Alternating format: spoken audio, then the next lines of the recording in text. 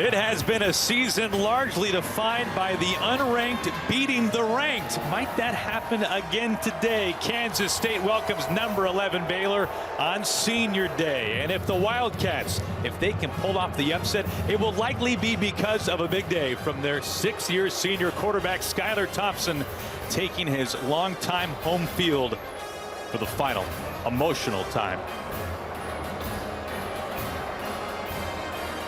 We are thrilled to have you with us once again from Manhattan, Kansas. Aaron Goldsmith alongside Coach Mark Helfrich. Mark, you were tearing up just a few moments ago when we saw that. It's awesome. Nothing like senior day. Nothing. I mean, there's 6 guys obviously here that they're uber celebrating in the super seniors, but college football, the coach-player relationship, seeing the story from start to finish, there's nothing like it. There's nothing like it. It means a lot to a lot of people. There's no question about that. Hey, might not be a senior, but sophomore Deuce Vaughn has simply been one of the most electrifying, one of the most versatile running backs in the country again this season. Well, he has been, as we said, one of the most versatile backs in the country. Only player in the nation, 900 yards rushing, 400 yards receiving this season. A chance to add to both those totals here today. It'll be up to that Baylor defense to stop Deuce Vaughn and Skylar Thompson. And the Baylor defense, they've been up to the task, especially last week in Waco. They throttled one of the most electric offenses in the country, Oklahoma. What a statement they made last week. Petrie, one of the great ball hawks in the country. Only player in FBS with 3 forced fumbles, 3 fumble recoveries, and multiple interceptions. His talents will be on display once again here today in Manhattan. Those Big 12 standings, as we look at Baylor, they definitely have a path to the Big 12 championship game in Texas. You look at Oklahoma winning earlier today in Big Noon. Oklahoma State, they play later tonight on Fox. Meanwhile, Baylor, they need to win out. They need to win today and next week against Texas Tech, and they need Oklahoma to lose next week in Bedlam. If those things all shake out, Baylor will play in the Big 12 title game. Meanwhile, K-State, for as remarkable of a season as it has been, they've won 4 straight. They do not hold any of the tiebreakers, so there is no path to the Big 12 title game for the Wildcats, but they do have a chance for a 10-win season nonetheless. All things considered, it's a pleasant day here in Manhattan. 53 degrees. There are some cool winds, there's no question. Don't forget to download the brand new Fox Weather app.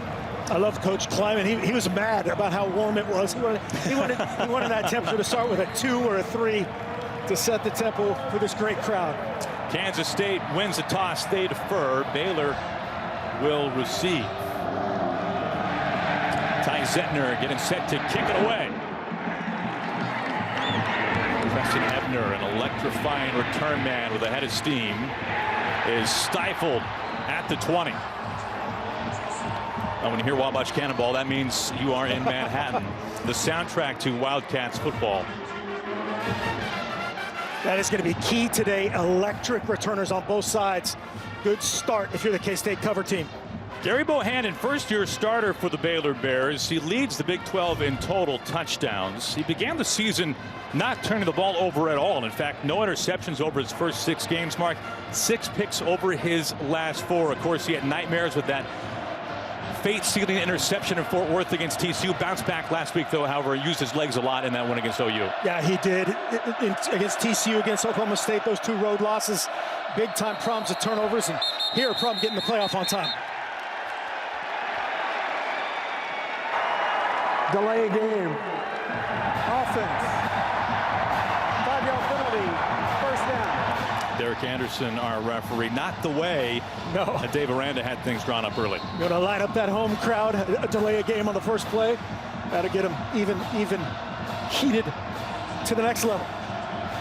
Now, there was some concern from the locals here as K-State is now on fall break, so the student section not as lively as maybe it normally would be. Some young students have already gone home, but loud early on.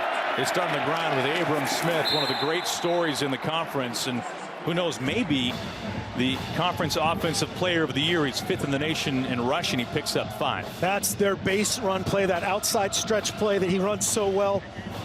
Jerron McPherson there on the first stop. Up front, Khalil Keith getting his 3rd start of the year today in for Gavin Bowers. We keep an eye on that. And then they got to get Tyquan Thornton going on the outside. A big-time, big threat, both speed and size. They give it to Preston Ebner, their other running back. Ebner playing in his program record-setting 58th game today as this K-State defense, they've switched to a more simplified now 3-3-5. They have been dominant behind Felix and Uzama, leading the world in sacks last week. Had a tackle for loss, a forced fumble, a hurry. Daniel Green, deuce screen, they call him, the other deuce. Sideline to sideline, and then the back end. Russ Easty's already letting this K-State team down. He had a pick on the first play from scrimmage last week. He didn't do that. Sets up 3rd and 6. To the ground again, met and stuffed. Big hit applied to Abram Smith. It was Daniel Green, the Wildcats' leading tackler, celebrating after that stop on 3rd down. The guy up front, Eli Huggins, watching 92 all day. The guy right over the center. He's just eating blocks. He takes 2 blockers with him. It just leaves Daniel Green with air to square up and make a huge initial 3rd down stop.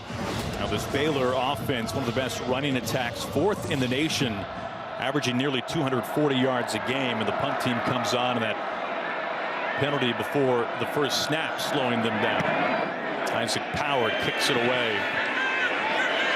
Phillip Brooks muffed, picked up by Baylor. Baylor recovers. It was A.J. McCarty, Johnny on the spot, and it's a short field for this Baylor offense. It was a dream start for Chris Kleiman. You see Phillip Brooks just take a peek. Got to keep your elbows together on that basket. It just went right between the wickets. Was touched by the Baylor receiving football. team and recovered by Baylor. First down, Baylor. Dream hop there from McCarty Jr. That's exactly what that player is taught to do, is basically square up and play shortstop, and it dream hop right to him. Now Brooks, such a tremendous return man. Yeah, I meant an explosive the other way with Brooks as a returner. Back to the ground. Abram Smith falls forward. Smith, 4 straight 100-yard games. This time he runs into Jerron McPherson, the senior safety. McPherson already showing his toughness, as you said. That'll be his 44th tackle on the season. Deuce Green, the leading tackler, 22 from that inside-out position, huddled behind. And this time, Timmy Horn is in there at nose. Inside the 20 now. Bohannon's first pass try. He checks down. R.J. Sneed is wrapped up at the 20 for a loss. Cody Fletcher for the tackle in space. Just good eyes here from Gary Bohannon. Nothing doing as far as anybody open. It was just a drop 8 zone coverage, 3-man rush. Found the check down, 3rd and manageable. Bohannon has used his leg so much this year. The junior quarterback out of Earl, Arkansas, has run for a score in 7 of Baylor's 10 games. 3-man rush. He keeps, cuts upfield. He's got a first down inside the 10. Coming off a career rushing day, ran for over 100 yards last week against the Sooners. Joe Klanderman, defensive coordinator for K-State, has this accounted for and dialed up. There's the guy for the quarterback right there and right there. Gary Bohannon just says, nope, I'm going to convert this, keep this drive going on the 8-yard line. We talked about this earlier. This guy ran for 6,000 some yards in high school. He can do it all. Yeah, and over 70 touchdowns in his high school career. You can see a career day last week at home with his legs. He keeps it. Drops it down. Ebner breaks out a 1 ankle tackle. Treston Ebner over 4,000 career all-purpose yards. He can do it all. Yeah, nice little spot there by Bohannon. Gives Ebner a chance to square up and just hurdle over Echo Boydo, the fastest DB back there. A 6 foot 170. You'll see one coming left to right. Little slide route. Whoop.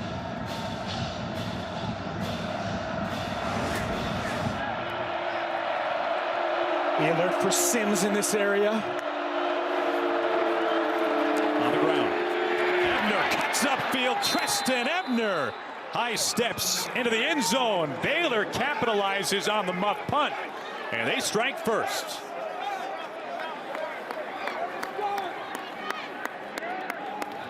And has silenced this crowd in Manhattan. Just great vision, great cutback. He starts his path to kind of that ghost tight end area, sees the opening, puts his right foot on the ground, cuts it back. Touchdown Bears, and you said it best, taking advantage, cutting behind big Grant Miller, 63. Isaiah Hankins on for the point after. What turns out to be an opportunistic drive for number 11 Baylor. It was Phillip Brooks, the normally sure-handed return man for K-State. The muff punt. Treston Ebner, Pater, and Baylor in front. Baylor the early lead. Mark, how about tonight's keys to the game presented by Target? Well, for Baylor, continue the tackle for loss Festivus. It's near the holiday season. Continue playing in the backfield. And then can they produce chunk plays on the road offensively for K-State? Stop the stretch play, which that just recorded a touchdown right there. And then clean, efficient for Skylar after an emotional senior day.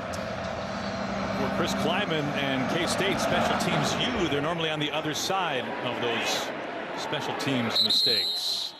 For the back of the end zone, and K-State to start from its own 25, and sixth-year senior quarterback Skylar Thompson making tonight his 39th career start. It will be his final on his home field. He's approaching 7,000 career passing yards, and the roar inside Bill Snyder Family Stadium when he was introduced prior to this game on senior day was deafening. Nothing like it. Nothing like it. Proud history of that number 7 here at Kansas State, which we'll get into later.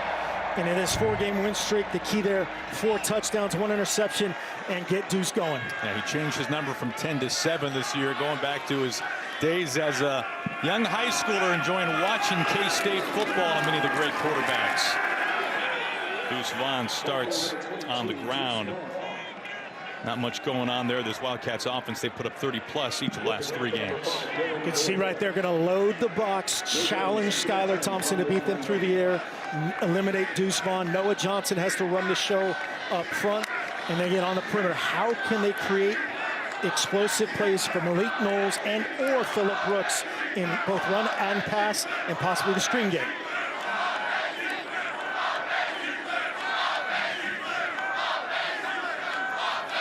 Out of an empty set, Thompson with plenty of time. He checks down. It's another reception for Vaughn, who's making a living this year. That's his 41st reception. He's met instantly by Dylan Doyle, linebacker for Baylor. Yeah, Dylan Doyle and the rest of that crew did a tackling drill on Deuce Vaughn right there. Great recognition of what was to come. There was nothing downfield for Skylar Thompson out of an empty look, and it's just 3-on-1 on that tackle. Sets up 3rd and 7 now. Of course, one of those number 7s for K-State, Colin Klein. Now Skylar Thompson's quarterback.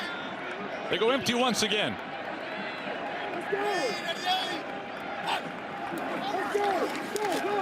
Baylor bringing pressure, and it's low and dropped, looking for Malik Knowles. And now flag comes out. It was possibly a late hit there on Thompson. Yeah, he definitely took a shot. It's a 4-man rush from Baylor. They're going to change up who that 4th rusher is, drop out who you would suspect to rush it as a zone blitz action. It's just a 4-man rush. Basically probably talking about a roughing the passer or not here. Personal foul, roughing the passer, number 13 defense. It's a 15-yard penalty, automatic first down. That's Al Walcott. So Al, I think he read that incorrectly number-wise. It's on Bernard. Yeah, it's going to be 2 Bernard. The foul was on number 2. Probably the high contact. He hit face mask to face mask right there. Not in the late category, in the high category. That's what the referee and the center judge were discussing there. Now Bernard, 5th-year senior, captain, reigning conference defensive player of the week, had a monster game a week ago at McLean Stadium against the Sooners.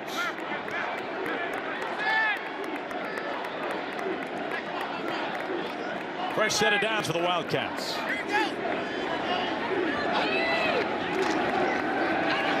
Thompson flushed. Eyes downfield, and now scampers out of bounds before Gabe Hall can track him down. This Baylor defense absolutely dominated Oklahoma last week. Yeah, it starts in the middle. Siaki Ika, Apu Ika. They list themselves as a 3-3-5. They'll deploy in a bunch of different ways. Terrell Bernard, number 2. We've already seen his ability to rush the passer. And then the back end, unbelievably talented veteran crew led by Mr. Everything, Jalen Petrie. Wildcats bring Joe Irvin into the backfield, and they motion Malik Knowles. Thompson keeps it. They fake the jet sweep, and he's brought down at about the 45. There's Jalen Petrie, one of the great ball hawks in the country. 14 tackles for loss. Time for the most in the conference. It is so fun to watch this guy play. It's fun to figure out where he is. It's not fun if you're a K-State fan, but this is what he does. He just finds that area. I swear they tell him to freelance, line up wherever you want and fit it. And he is relentless. He's tough. He has great ball skills, and they lead to those numbers. Now you see where this Baylor defense and Jalen Petrie has been this year. He is at the top of the list in nearly every category. 3rd and long now for the Wildcats. Thompson, pop. It's his tight end, Daniel Bebe, who has not caught a ball this month. He's in his 7th season of college football. He's been a man on the move over the course of his career. Florida, USC, Illinois, now K-State. They're making him work for every inch. Great job. Ball placement rise there by Skylar Thompson as Johnson gets him down short of the sticks, and they're going to go for it. 4th and 5. You look at K-State, what they've done this year on 4th down. Yeah, both these teams love to go for it on 4th down. Pressure coming. Thompson delivers. Deuce Vaughn's got it. A catch and run for a 1st down. Deuce Vaughn, his 2nd reception already today, moves the chains. Really nice job by Skylar Thompson. Feeling the edge rusher unaccounted for. Deuce starts to the outside, puts his left foot on the ground, comes back inside. Great ball placement. Love the design by offensive coordinator Courtney Messingham. That's good for 14 yards from Vaughn. You get him out in space. They can't press him. The defensive end can't butch the guy, they call it, as he releases from the backfield.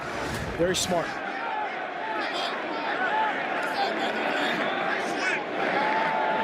Inside Baylor territory. On the bootleg. Dragged out of bounds. Inside the 35 by Bernard. That was Sammy Wheeler, the converted quarterback. Had a career game last week, 45 yards and a touchdown catch. Yeah, really effective player for them. Has been a nice compliment for both Immanuel Bebe and Nick Lenners. Really gives them 3 viable options at tight end. Before they bring in the thumper right here, Jax Deneen, 29. Deneen, 5'10", 245. Thompson keeps it. It's strung out. He's run for over 1,000 yards in his career and 26 touchdowns, but he was injured this year. 2nd game of the season, missed some time because of a knee injury. Doesn't have the bulky brace on like he had earlier this year, but he is not nearly as mobile, and probably a good thing to keep him on his feet and healthy. Yeah, I was just going to say, they don't rush him this much, and that's already the 2nd predetermined quarterback run. Those weren't reads. It didn't look like, and there's, as you said, the gradual progression to 18 rushes. Of course, sack yards are accounted into that for the negative yards, but nonetheless, it does tell the story. Not nearly as many design runs for Skylar Thompson. It's another 3rd and long. Thompson hit as he throws, incomplete. He got popped. That was Braden Utley applying the hit to Skylar Thompson. We talked about Terrell Bernard's athleticism, Deuce Vaughn's willingness to block. Watch 22 try to block 2, and he just jumps over him. He says, I'm going to eliminate you, make the big guys block me. 4th and 10. Now they're staying on the field.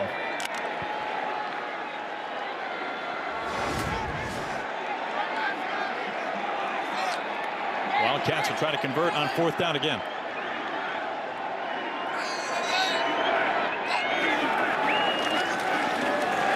Thompson having to step up. Eyes downfield, and he just dumps it off to Deuce Vaughn. Vaughn does not have enough. He comes up shy. It was Bryson Jackson, the fifth-year senior linebacker, applying the pressure and forcing that check down throw from Skylar Thompson. So a turnover on downs. Dave Aranda's defense making the stop on fourth down. Skylar Thompson under pressure. Terrell Bernard getting ready for the combine. The Cowboys just one loss. That was to Iowa State on the road. Bohannon design run and dragged down from behind. That was Bronson Massey, the super senior, in his 51st career game today. And we've got a Wildcat down, needing some help up. That is Jerron McPherson. Yeah, it looked like Xavier Newman-Johnson there. Finished kind of through him on the sideline on the design quarterback run.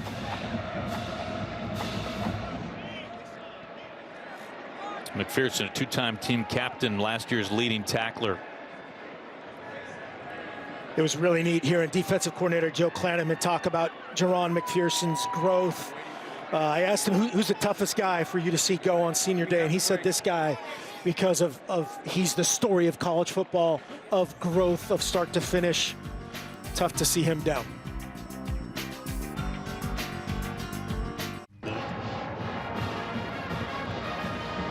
K-State safety Jerron McPherson has had to leave the field. Mark, what did you see on this play? Just effort by a sixth-year super senior and a fifth-year senior in 55. Xavier Newman-Johnson just battling and scratching and clawing and try to throw him at the end. Buckled up, and hopefully he'll come back quickly. Not able to put any pressure on that leg. Was helped off to the side. On play action, Bohannon. Incomplete, looking for R.J. Sneed, the senior, who's been fairly quiet the last couple of games.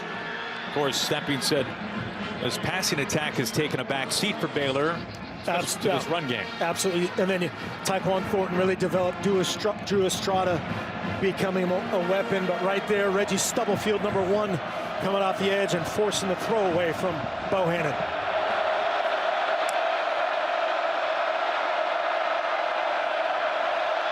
Simulating the snap, taking a look at the defense here. Offensive coordinator Jeff Grimes getting that into Gary Bohannon and company. Bohannon flushed. Trying to string it out. Bohannon is dragged down. The ball stays in play, but they rule him down. They rule him down. It was Daniel Green in hot pursuit. This dude can motor. The runner was down prior to the pass. Fourth down. I thought Keith, 64, got away with a hold, and that's going to be close to take a look at that. But again, sideline to sideline, Daniel Green can motor. Looks like he's being deployed as a pseudo spy, meaning he's going to react to wherever Gary Bohannon goes and try to track him down. That time it was successful. Phillip Brooks will give it another shot. Muffed the punt. His first try tonight resulted in a short field and an eventual Baylor touchdown. Brooks calling for the fair catch just inside the 30. K-State ball when we come back on senior day from Manhattan. Is that a technical term? It's very hard to say, apparently. Deuce Vaughn on the carry. Good run on first down. K-State with negative rushing yards until that carry now. And they have to be patient. They have to keep pounding there. Deuce Vaughn will kind of almost like Breece Hall, getting one a game that becomes a breakaway. You got to stay patient with it. Yeah, this Baylor defense handing Lincoln Riley his first loss in November and lowest offensive output since he's taken over as Jerron McPherson is on the cart there. Not what anybody wanted to see. They go back to the ground with Deuce Vaughn. He's got the first down. On the carry, number 22, Vaughn over 1,000 yards on the season now. This is going to be the matchup of like all day long. 69 Johnson on 62 Ika, and he just cuts him off that time. It ends up Adler works over and takes over the block of Ika. Good cut by Deuce Vaughn. First down. Vaughn is closing in on becoming just the 4th player in Big 12 history with 1,000 yards rushing. He's got that taken care of. and 500 yards receiving.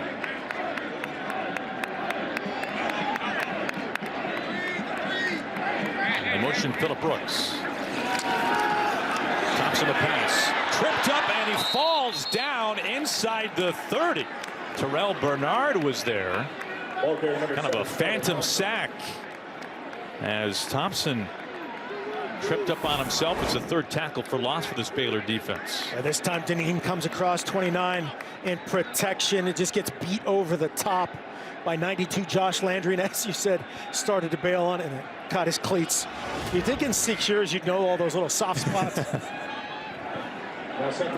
Ron Roberts, defensive coordinator from Baylor, loving it.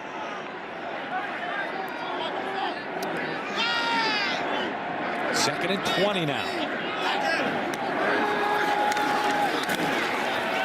Thompson, pocket collapses. He heaves it a long ways out of bounds. He had Tyrone Howell there, but gave Hall the pressure, forcing him to throw.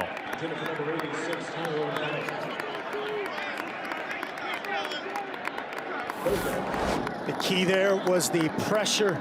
Watch Knowles here into the boundary on Mark Milton, 37. A little lean post to a home run situation, but the pressure on Thompson is what eliminated that possibility. Again, pressure. They're forcing him to, looks like they're trying to force him to his left. That time he just bailed on it with a throwaway, smart move.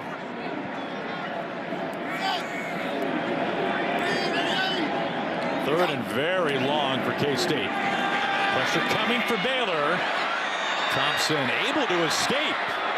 Thompson incomplete, trying to check down to Joe Irvin out of the backfield. It was Bernard there with the pressure again, as Skylar Thompson has been flushed numerous times already tonight. Good poise here from Skylar Thompson in terms of not panicking the pocket. You'd love to see that left-handed of the ball as he steps through that traffic. Put two hands on the ball right there, protect it. He's kind of feeling for the rush, and then just misses Milton. He's not going to get a first down. Sorry, misses Irvin. It's not going to be a first down, but you get a chunk back. K-State yet to convert on third down. They're 0 for 4. Preston Ebner at the 15. Ebner breaks an ankle tackle and tripped up just past the 30.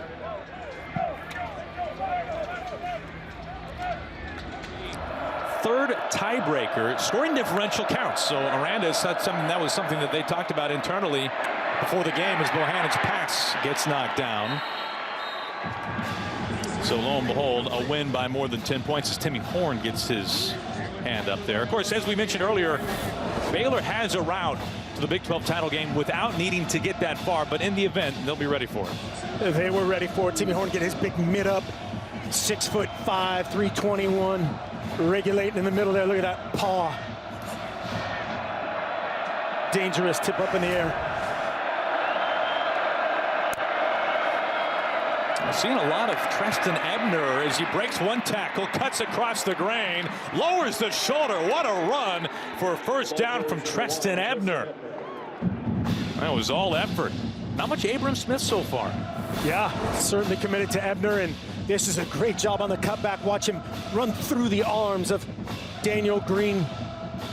He needs to be running from a long distance to track him down, but great vision, great power, running through two tackles on his way to that first down. Abram Smith, the conference's leading rusher, the nation's fifth leading rusher, but it's been almost all Ebner so far. On play action, Bohannon to the boundary, and he connects with Tyquan Thornton, the Big 12's third leading receiver, as Thornton picks up a first down catch. Gain of 11.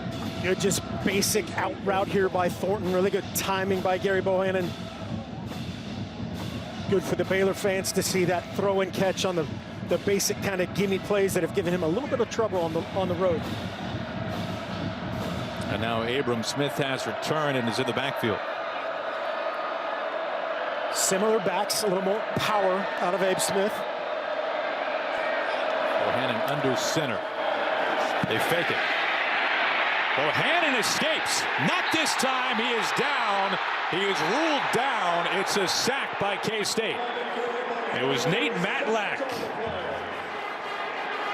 Picked up by Cody Fletcher.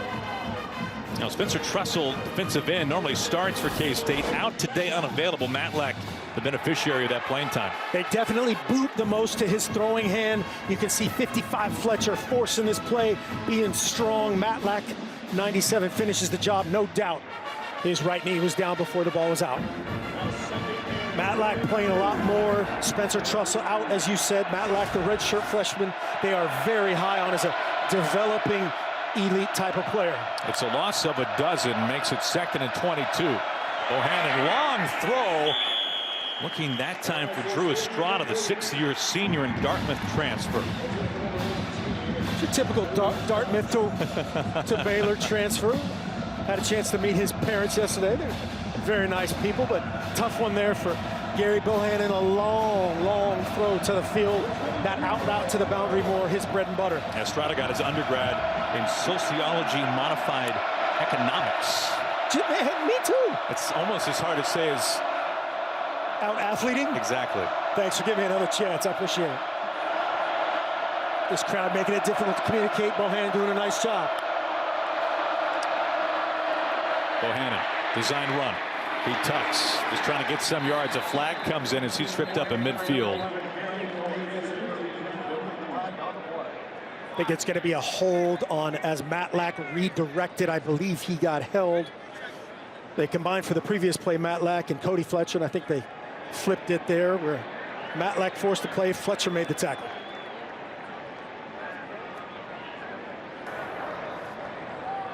Holding, number 55, offense.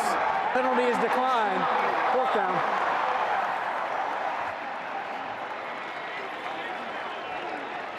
K-State trying to do their Baylor impression with all these tackles for losses, sacks. This is a great defensive matchup. Two defensive head coaches. Very similar approaches from both teams in terms of what they do offensively and what they do defensively. Special teams, we talked about it before, could be the difference. Phillip Brooks, stay square. Keep your shoulders square. Another flag comes in. Quarter. Oh, beg your pardon. This is the end of the 1st quarter. That it is. We will punt when we come back. A festive night here from Manhattan.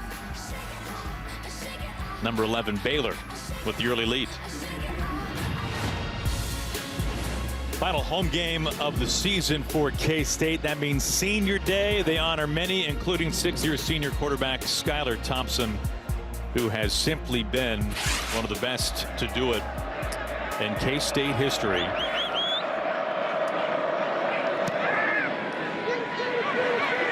Brooks calling for the fair catch. And the crowd wanting a late hit there.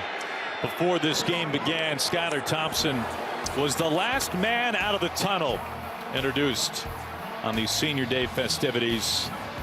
His head coach, Chris Kleiman, was there ready for him. For Kleiman, his 3rd year. Hug with his father. Plenty of tears. That was Kurt Warner, by the way, in the 4th round. The Hall of Famer, one of his son, Cade Warner, one of the targets for Skylar Thompson, wide receiver. And as you can see, we mentioned one of the best to do it in K-State history, top 5 in program history in nearly every meaningful category. You look at games started today, he's making his 39th career start. Deuce Vaughn, couple of nifty moves. Deuce Vaughn is brought down shy of the 45. Now Walcott finally drags him to the ground. Another big run for Deuce Vaughn, over 1,000 yards for the season. Watch Deuce Vaughn, 22 get behind 29. Jax Deneen, 5'8" behind 5'10", leading the way, making one guy miss, almost breaking a home run. Coach Kleiman gave Skylar Thompson and Noah Johnson a ton of credit for the resurgence this season after the 3-game losing streak of getting everybody together and turning the corner. That was a pickup of 25. They feed him again. He stretches this out, tries to find the corner. Hit hard right at midfield. You can hear that. J.T. Woods, the safety. J.T. Woods can fly, and he will sting you. Let's hear it. 22 on 22 right there. Very smart here by offensive coordinator Coach Messingham, getting the ball on the perimeter, away from the blitzers, getting Deuce in space. Vaughn has 45 of K-State's 65 total yards in the first half. In motion, Knowles. Thompson on play action. Is able to get rid of it and avoid what would have been a crushing sack. Jalen Petrie with the pressure gets out of an ankle tackle. Yeah, that is a great throwaway. There's not so many great throwaways, but to run away from the arms of that man, that does not happen very often. He's outside the pocket, so now the ball has to be either at someone, at a target, or beyond the line of scrimmage. He got to be on the line of scrimmage. It's our first graded throwaway of the season, by the way. Excellent throwaway. That's a 4-star throwaway. Almost as good as his eye black. Few things can compare. 3rd and 3. A little misalignment, so Coach Klein's going to take a timeout. Timeout, Kansas State. Their first of the half. We will step aside for a moment. 3rd down coming for K-State as number 11 Baylor with the first half lead.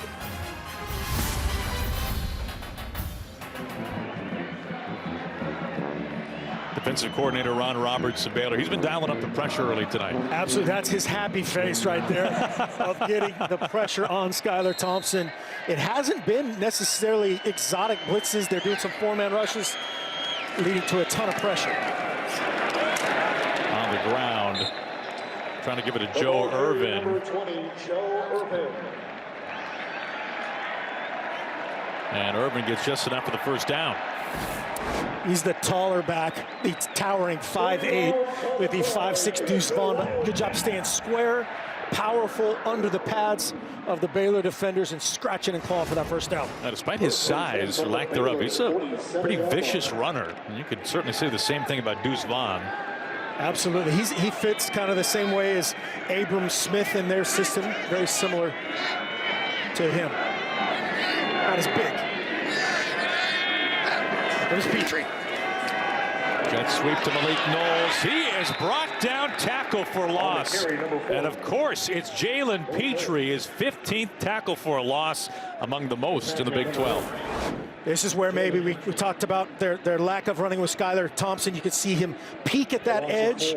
You'd love to pull that ball if you're Skylar Thompson and run it right up the middle. They have a little quarterback counter. Petrie's gonna knock down that edge every time. It's a loss of 4. K-State always trying to design ways to get the ball in the hands of Malik Knowles. So explosive. Just the second player in program history with touchdowns of 70 yards or more, running, receiving, and of course on a kickoff return. They swing it out to Phillip Brooks. Brooks, the leading receiver for K-State. This is just again a byproduct of wanting to get the ball on the perimeter. Not exactly ideal numbers out there, but Phillips Brooks battles for a few yards to make this a more manageable 3rd down. He picks up 5 on the reception. That's his first catch.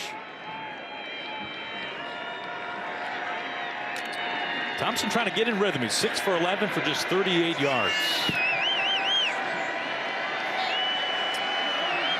3rd and long now. They empty out Deuce Vaughn. With time. Taking a shot for Brooks. It's incomplete. Brooks is looking for a flag, and he's not getting one. Lorando Johnson, who has missed some time this year with injury, stride for stride, and clean coverage. Yeah, look like both officials reached for their flag there. We'll take a look at this. Phillip Brooks kind of gets tugged on that left arm. That's a tough one to see as an official. That little arm tug that probably breaks his stride. And that's a veteran move from the redshirt freshman, Lorando Johnson. A former 4-star recruit. He got offers from all the powerhouses. Ebner calls for the fair catch. He muffs it. A flag is out. The ball is loose. K-State's got it. Yeah, it's gonna be kick catch interference. I'm almost certain of allowing the opportunity to catch the ball. There's Randon Platter who's got it, but have to sort out this penalty. Kick catch interference. Number 42 of the kicking team. 15 yards from the spot of the foul. First down, Baylor. Timeout. Kleiman can't believe it.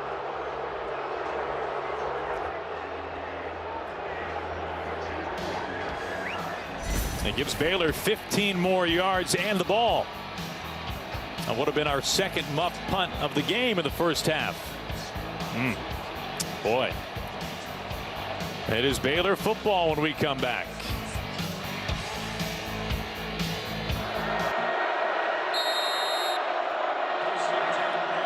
Baylor football, number 11 team of the country, leading 7-0 with just over 11 minutes to play in the first half. On the ground, they're trying to find a way to get Abram Smith going. Not going far that time. Brought down by Russ East and bring in Dean Blandino. We go back to the pick catch interference. Dean, what did you see here?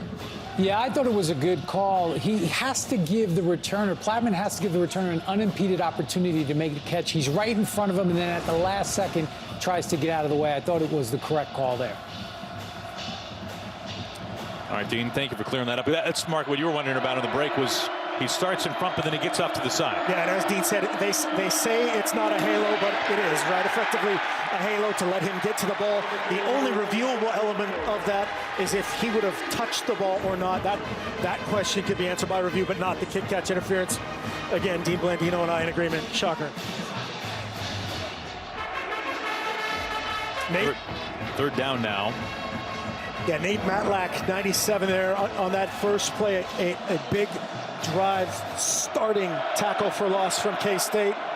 Doing a great job eliminating that edge run so far, with the exception of that first drive coming off the turnover. Third and long. Bohannon sets his feet out to the sticks, but shy of the first down as Sneed did not get about a yard shy and didn't get deep enough on the route, and he's out of bounds. Fourth down. Really good coverage, and you said it correctly. Sneed not getting enough depth. Predetermined rollout, try to alleviate that pressure. Just got to push that a little bit deeper. It's underneath Julius Brent's 23, just outside of Reggie Stubblefield 1. Fourth down. Well, Baylor leads the Big 12 with 16 fourth down conversions. And on 4th and 3 or less, they have been nearly unstoppable as Ebner skirts out of bounds and will move the chains. Little belly pitch is what this is called. He's going to come up and look at the pre-snap look.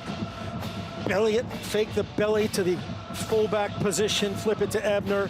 Nice job on the perimeter that time by Tyquan Thornton, assuring that Ebner's going to get the first down. Never a doubt, Coach Aranda, right? 18th time this year they've gone for it on fourth down. One of the best teams in that situation in the country.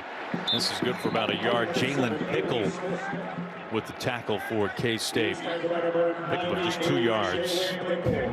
Nice redirect here by Jalen Pickle. Their edge pressure coming. They're bringing Stubblefield and Green, 1 and 22 coming in the backfield. Pickle shuts his guy, redirects, and gets Abram Smith on the ground. As K-State defense holding its own against one of the best rushing attacks in the country. 4th in the nation, Baylor is. They're averaging 238 yards a game. Bohannon wants to take a shot, now looking underneath.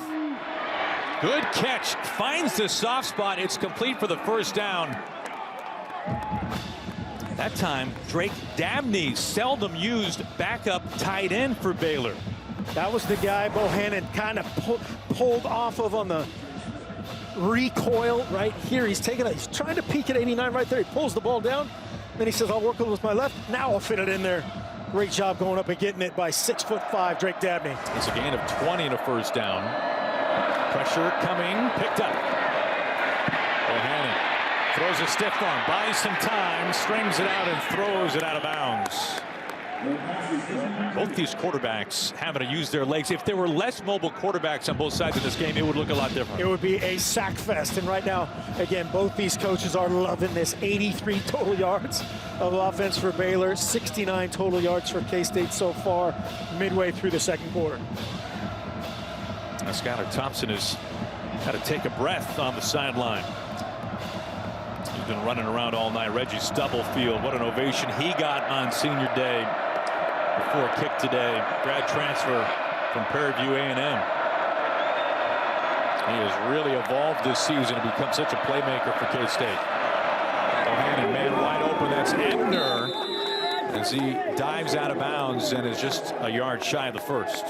The key for both of these quarterbacks is to just not see ghosts at this point. They're showing a lot of pressure. This time they dropped out of it, brought 3, and dropped 8. Bohannon recognizes and says, hey, I'm going to get into my outlet here and set up third and short. This could be a shot down situation where the ball is on the field. They know they're going to go for it if they don't get it on 4th down. Possible to take a shot here. Maybe it's a time to go to Taekwon Thornton. And neither team has done well on 3rd down early on tonight. Bohannon stretching it out. Now tucks. Bohannon's got the first. Using his legs. Felix Sanudike Uzama. We have not said his name yet today. He's the conference's sack leader. He gets him out of bounds, but that is a problem for Baylor. Absolutely. And good decision here by Bohannon. He is trying to throw Taekwon Thornton right here. Takes a peek. He was gloved by Julius Brents. He says, no problem, coach. 1st down. Bohannon last week, 107 yards rushing, a career high. And Udike Uzama, true sophomore, having a breakout season. Smith brought down for a loss. Wildcats defense, Reggie Stubblefield, Austin Moore rushing to the ball in the backfield. It's a loss of 3. The key to this defense for K-State is the dirty work by the guy who doesn't get credit for the tackle. Watch 97 Matlock, just run to the perimeter, cut it back to those unblocked guys that rally to the tackle. A lot of the times that's Eli Huggins. That time you see 97 just sprinting to his gap, trying to force the ball back on that outside zone play. They refer to Stubblefield as Sauce Boss in the locker room. He has family ties to Stubbs barbecue sauce. Wide open, the tight end at the 15. Able to find Ben Sims for the first time. Most career receiving touchdowns by a tight end in Baylor history, Ben Sims. That's good for 14. Stubblefield coaching up TJ Smith for what he was supposed to do there. Clearly, Bohannon sees, how is he so open? But you're trying to account for Abram Smith. You're trying to account to those perimeter guys. Ben Sims takes advantage. They give to Smith. Trying to drag. And Udike Uzama with them, but number 91 getting a little bit of strength to pull him back. Timmy Horn there as well. This guy has just exploded out of nowhere. According to everybody in this program, the key to it, what does it all come back to? Deuce Vaughn. Work ethic. They came in the same class. They're roommates. He said his learning from Deuce Vaughn as far as his work ethic.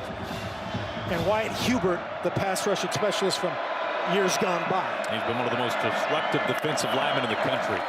13th play of the drive. Abram Smith is crunched. Boy, was he stuck with a hat. You can see right now, again, that time it was Cody Fletcher bouncing the ball to Daniel Green, making another tackle. They are dialed in on Baylor's base run game. To a T. It's going to be what else can they do? Where can they fit Sims in? Where can they get the ball outside? What are the counter punches that they're going to try to create? Bannerman's defense holding Baylor to under 3 yards per carry in the first half.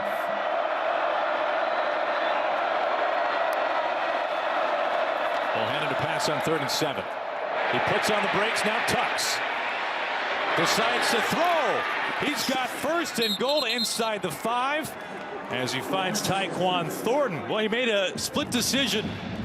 Becomes a passer once again and gets a 1st down. That's all Gary Bohannon, the guy that we talked about, assigned as a spy man. Daniel Green, 22 in the middle of the field right here. Falls down. He redirects on Bohannon, trips, falls down over his own man. That creates the space and allowed, as you said, to eyeball Tyquan Thornton. 1st and goal. Man, that is an impressive play by Bohannon. He picks up 10.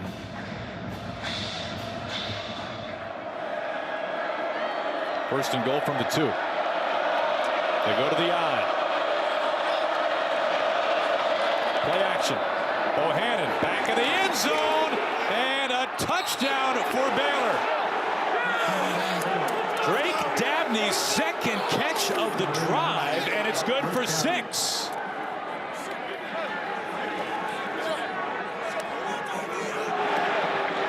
Certainly take a look at this. It did look like his foot was down. This is just little old school power pass, load pass. There's a million different things you can call it. A dude in the flat and a dude running to the corner, and he spots Dabney, puts it in an ideal location.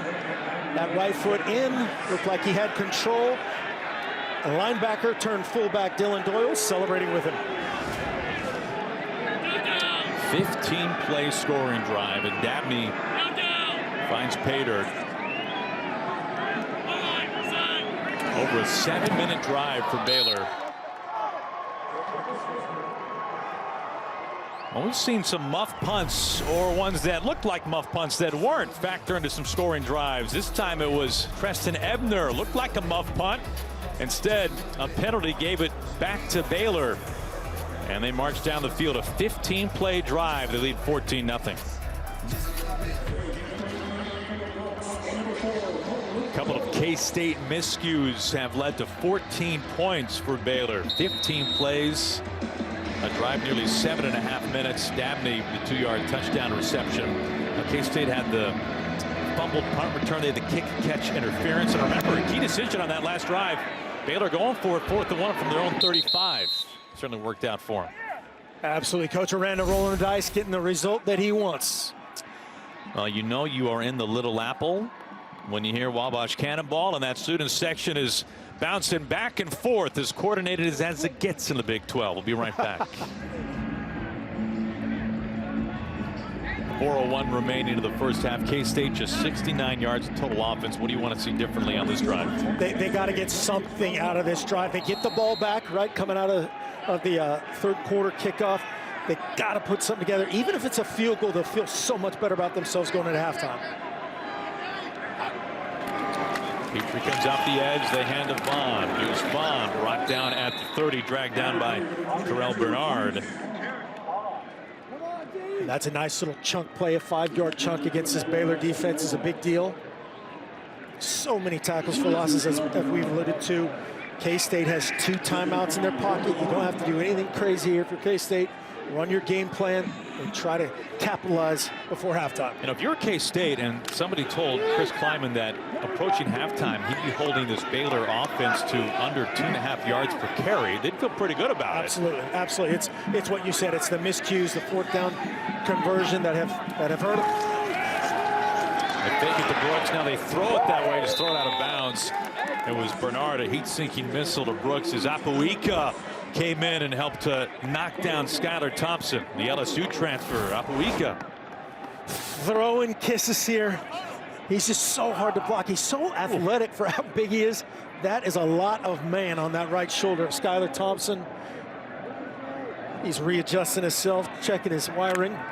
Does he need bigger pads, or are those actually large? Are those actually large pads? I think he borrowed those from a backup kicker.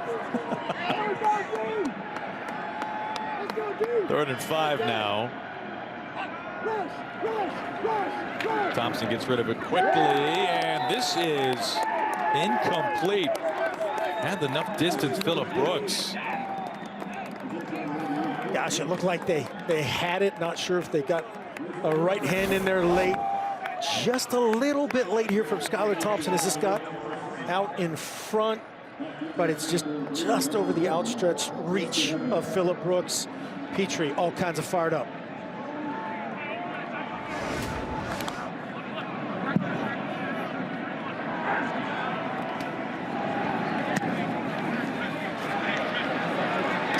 Flag comes in. Ebner calling for the fair catch inside the 25.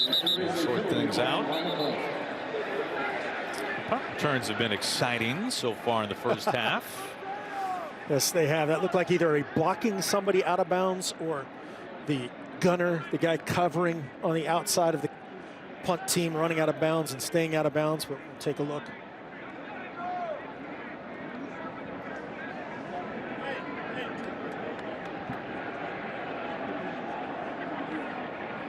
Looks like we have multiple flags.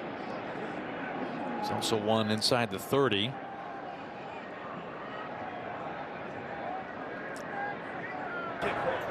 There are 2 fouls on the defense. During the kick, holding number 25, that is declined. Offside, number 25. That's a first down. down. That is enforced 5 yards from the previous spot, results in a first down. And that's a kind of just little detail. Coach Aranda had a full head of hair before he became head coach.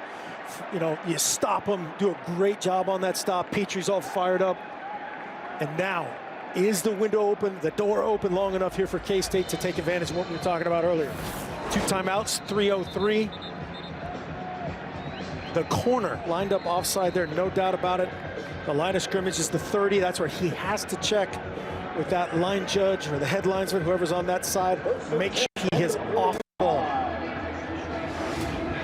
Costly penalty.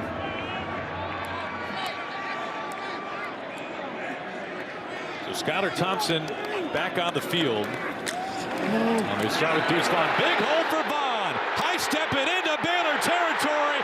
And you can kiss Deuce Vaughn goodbye. Touchdown, K-State. 65 yards from Deuce Vaughn. And the Wildcats are on the board.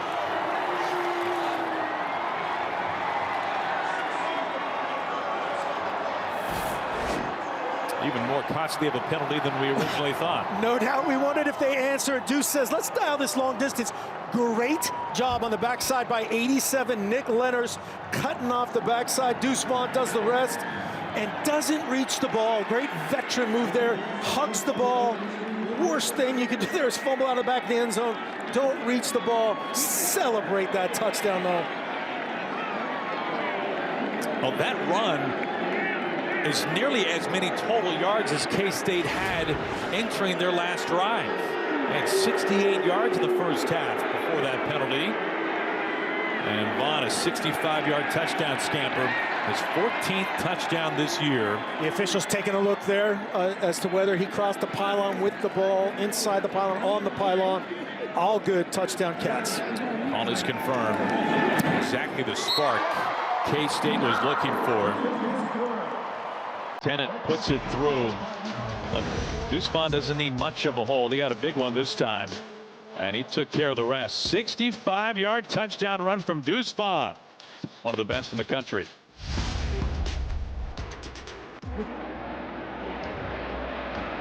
The Baylor penalty on the punt gives the ball back to K-State. And on the first play, Deuce Vaughn, a house call from 65 yards out.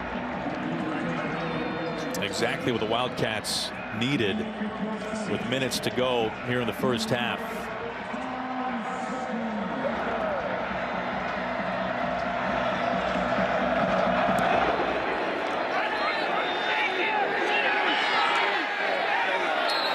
Baylor to begin from the 25. Deuce knocking down that opportunity right there. All eyes will be on Bedlam next week. From the 25, play action, Bohannon pressure, ball is stripped loose. Bohannon with a magic trick is able to get it back. And it's Ben Sims, the tight end.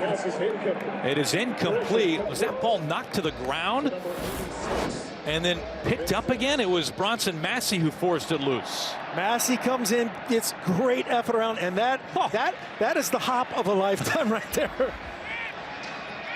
Bohannon, great composure. It looked to me like Sims bobbled that ball and it was incomplete, out of bounds, but they gave it to him. Oh, they're going to take a look. The previous play is under further review. Just great presence there from Bohannon to have the composure. There's so much going through your mind right there, man. Massey just volleyball spikes it out of his hands. And then we'll take a look at catch, body parts, firm control. I think that's incomplete, but it's not a huge deal. It's a yard and a half. Sends it to his thigh pad. Yep, then that movement right there. It's a matter of a yard and a half. We welcome in Dean Blandino once again. Dean, what are you seeing on the movement of this? Does he have control of it? Yeah, I think that's the issue. Control. Looks like he's still bobbling it, and that right foot hits the sidelines. So it was ruled a catch. To me, it looks more incomplete. Only a 2-yard difference.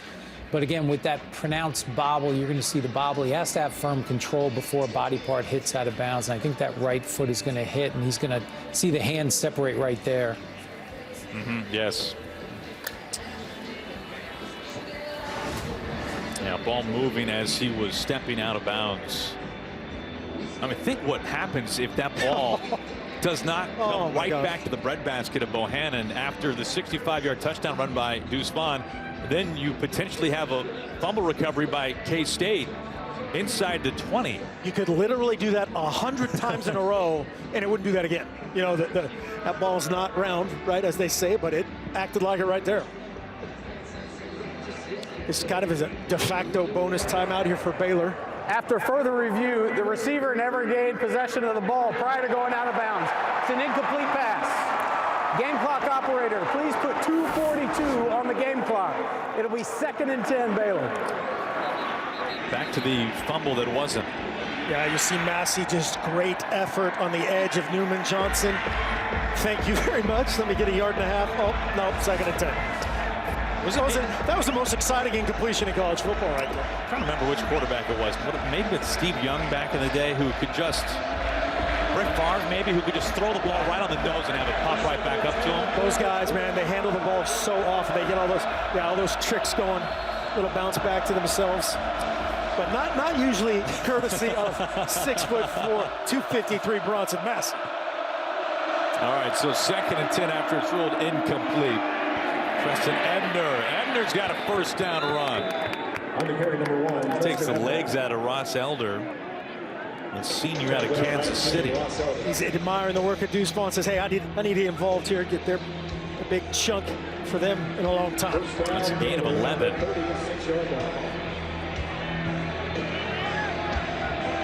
Ebner's been the workhorse today in the backfield for Baylor. Abram Smith, another 20 yards rushing in the 1st half as he tries to go spin cycle and just picks up a couple. Cody Fletcher brings him down. This is good defense here by K-State. They're trying to match wherever the back is. They're trying to bring the pressure opposite of that to stop their vaunted outside zone play. It's been Stubblefield, Fletcher, Daniel Green, and then the defensive lineman rally to get them to the ground.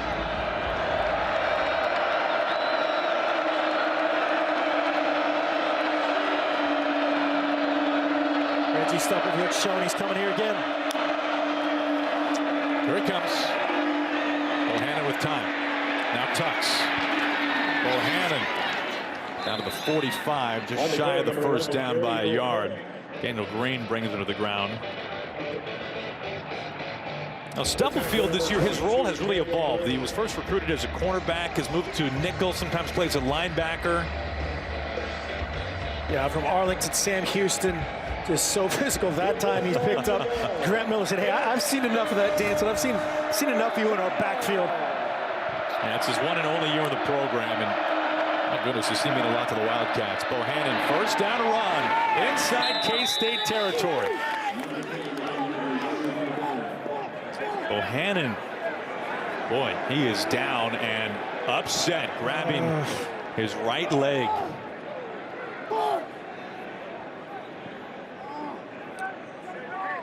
He is clearly in pain. Yeah, it looked like when he broke contain, obviously kind of grabbing that hamstring. Don't want to see that of a guy who's been the heart and soul of this team. Zone read, definitely the right thing to pull it just right there as he starts to try to uncork his speed. Nobody wants to see that. He is in pain.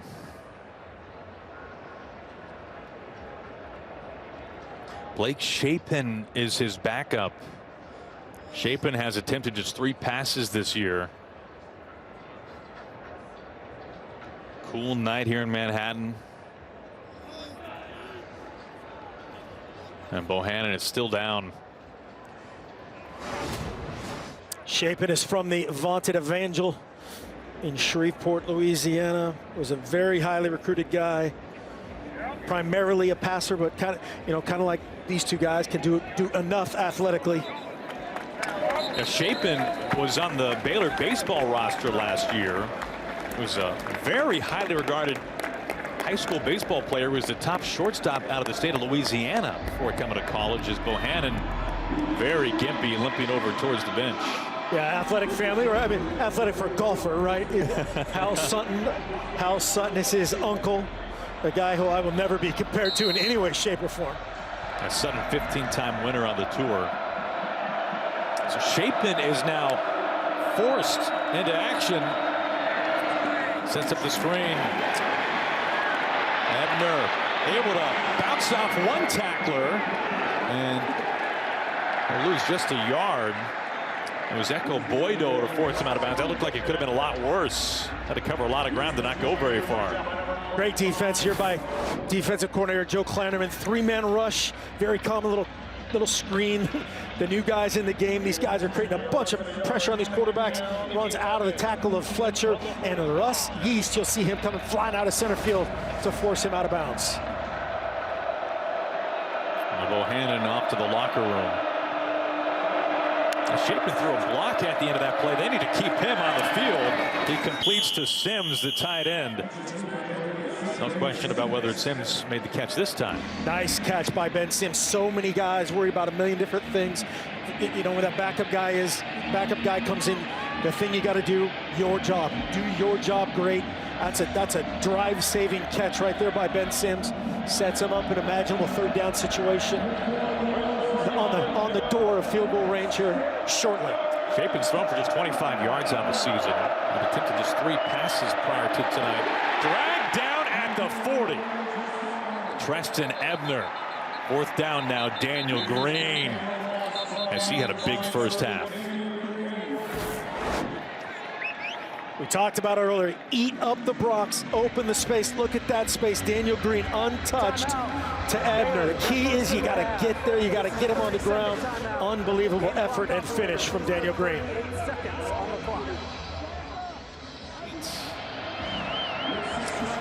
Speaking of the NFL, Hall of Famer Kurt Warner and his wife in the house tonight. They are the mom and dad of Cade Warner, senior receiver for K-State. Former college teammates, and we got to see that. Chris Kleiman just showed his skills. This is perfectly set up and sprinted down the sideline. And I use that verb loosely. Sprinted down the sideline to get that timeout. Chris Kleiman, college teammates of Kurt Warner, just had glowing things to say about him, and also made sure that we know that he picked him off all the time in practice. Routinely is what it sounded like. So they've both gone on to do very well for themselves. So K-State with 1 timeout remaining. Baylor with 38 seconds left and their backup quarterback.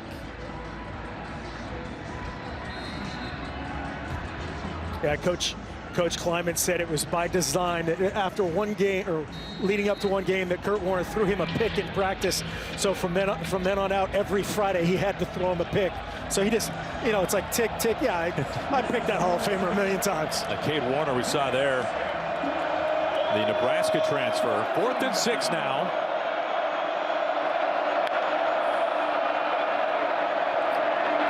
Chapin, a soft loft, and it's caught inside the 10. Drew Estrada.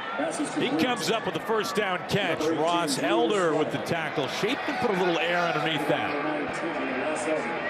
Yeah, he did a nice job. Elder fell down. I'm not sure if he got picked by the umpire or just fell down on his own, opening up that lane.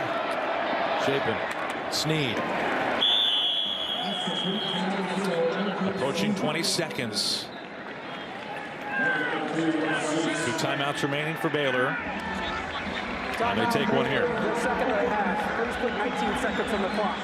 Back to the catch by Drew Estrada.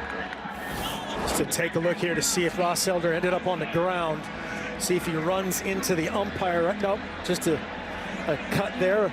Estrada just ran his route and just got rid of him with the little stem move to the vertical, and then presented himself to Chapin. Great job here from Chapin. Got to go all the way back to that catch from Ben Sims that was way behind him, setting up that manageable 3rd down, leading to the 4th down. Big time answer here from Baylor. The Estrada catch good for 32 yards. 11th play of the drive coming. Estrada over 1,600 yards in his college career. A Dartmouth transfer, 6-year senior. With that timeout, you can set up anything you want here. If you're offensive coordinator Jeff Grimes, head coach Dave Aranda, do anything you want, bang that last timeout, and play that next down. Designed to roll out. Almost intercepted. A flag comes in and went right through the hands of Julius Brents, the Iowa transfer.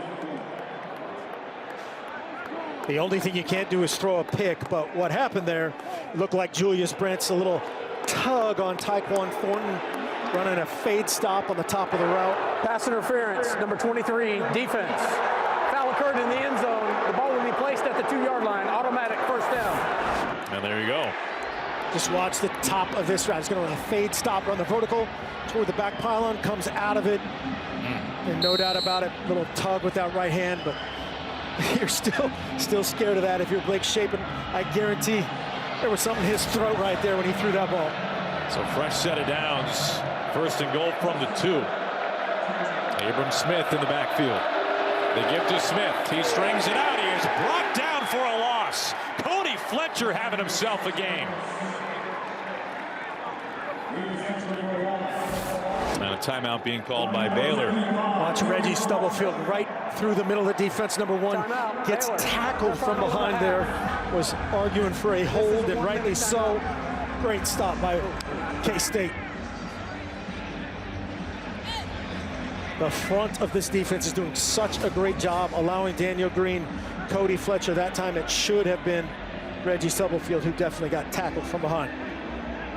Coming up at the State Farm halftime show. So what do you do here if you're Jeff Grimes? You're out of timeouts, under 10 seconds to play. Yeah, obviously you can't run the ball here with 9 seconds left. You cannot run the ball here, so you're going to tell your guy to give him something that's a bang-bang type of situation. You've lost that timeout that we talked about. If there's any opportunity to bounce a run or anything like right, time's up, and you go to the end zone. So just remind your guy, throw in rhythm, throw to a safe spot, kick it. Don't be afraid of a field goal here.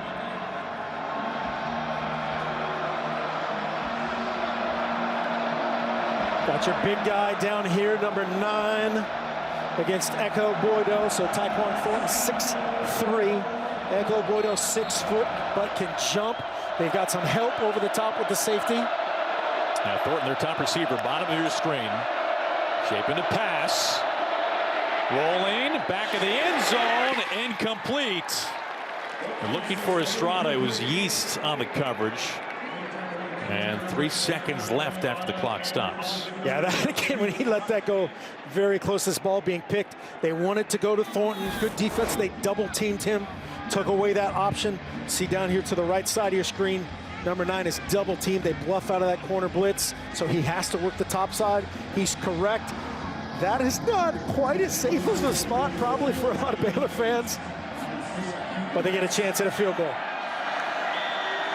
Isaiah Hankins coming on, and K-State using its final timeout of the half. Timeout, Kansas State. Their final timeout of the half. This is a 30-second timeout. This will be from 22 yards for Isaiah Hankins.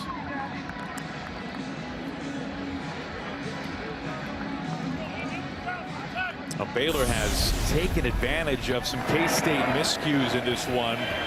Specifically, the punt team. This was right out of the gates. Phillip Brooks, normally so good and sure-handed, muffed the punt after Baylor's first possession. And Ebner was able to high-step his way in for the Baylor touchdown. Then it was Ebner benefiting from kick-catch interference. That was a 15-yard penalty and a Baylor first down. They went for it on 4th down later in the drive, and a very lengthy drive at that resulted in 6 And Drake Dabney, the tight end, with the touchdown. And we can't forget that first muff punt was on the heels of a 3-and-out by this K-State defense. A dream start for them defensively. A nightmare on the muff punt. So Hankins from 22 yards.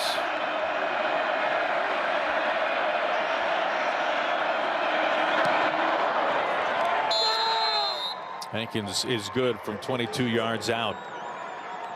And that takes us to half. 17-7. Number 11 Baylor, and Dave Aranda fresh off that win last week at home against Oklahoma. They take a lead to halftime. Coming up after a quick commercial break. Make sure to stick around. We've got the State Farm halftime with Mike Hill, Emmanuel Acho, and Chris Peterson straight ahead.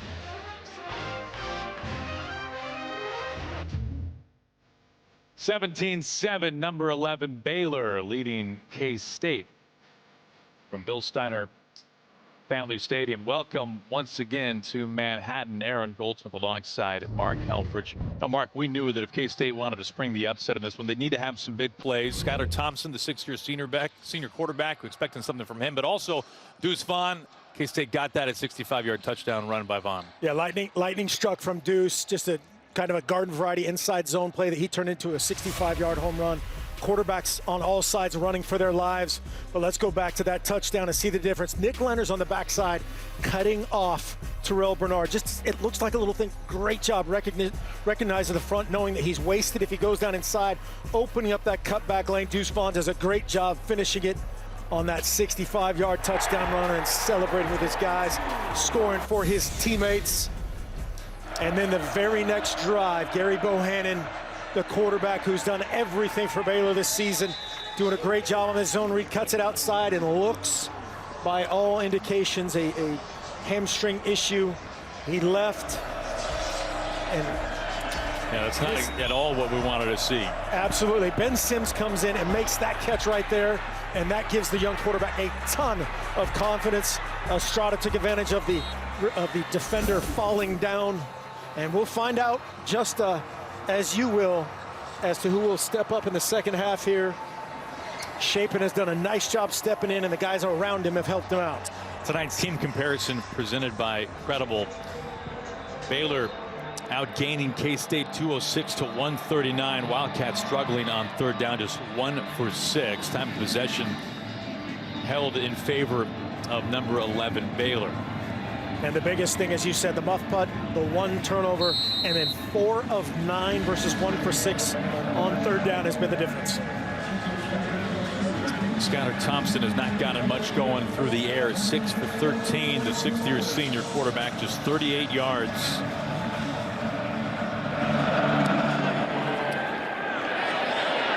Second half begins with K-State from its own 25 as a flag. Looks like that went out of bounds. Out of bounds. Number 99 kicking team.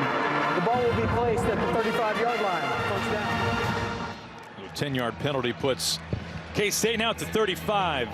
And Deuce Vaughn, who had the electrifying 65-yard touchdown run. He's 8th in the nation in scrimmage yards per game. You can see what he has done. 115 total yards for Vaughn. Just 24 yards by the rest of his offense. Got to figure out a way to get the ball, as we talked about earlier, to Malik Knowles on the perimeter, whether it is that jet sweep game, throw and catch on the outside. Phillip Brooks hasn't done a ton offensively on the perimeter. But again, don't fall asleep on Deuce Vaughn. Don't be afraid to go back to him. And Vaughn has 3 of the Wildcats' 6 receptions. They start on the ground with Vaughn. He spins and falls forward. You know, Phillip Brooks, K-State's leading receiver, has just 1 catch for 5 yards so far. Good physical run that time by Deuce Vaughn, shutting up 2nd and 7. Have to stay in that positive area, as we chronicled earlier many times. Baylor, they live and die by that 2nd and 12, 13, 14, and just feed off it. This is a Baylor defense, just one of 6 teams in the nation to not allow more than 30 points in any game this season. This is an elite-level defensive unit for the Bears. They empty out Vaughn.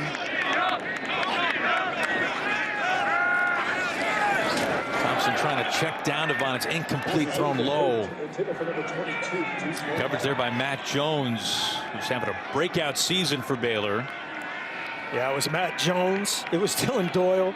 It was the safety coming up late there. They checked out of their look. As soon as he shifted out to this empty look, they're going to end up rushing 3. As you said, Matt Jones, 52, will expand out there to get hands on Deuce Vaughn. Run a little option route inside, and he's triple teamed. So it's 3rd and long now. K-State just 1 of 7 on 3rd down in the first half.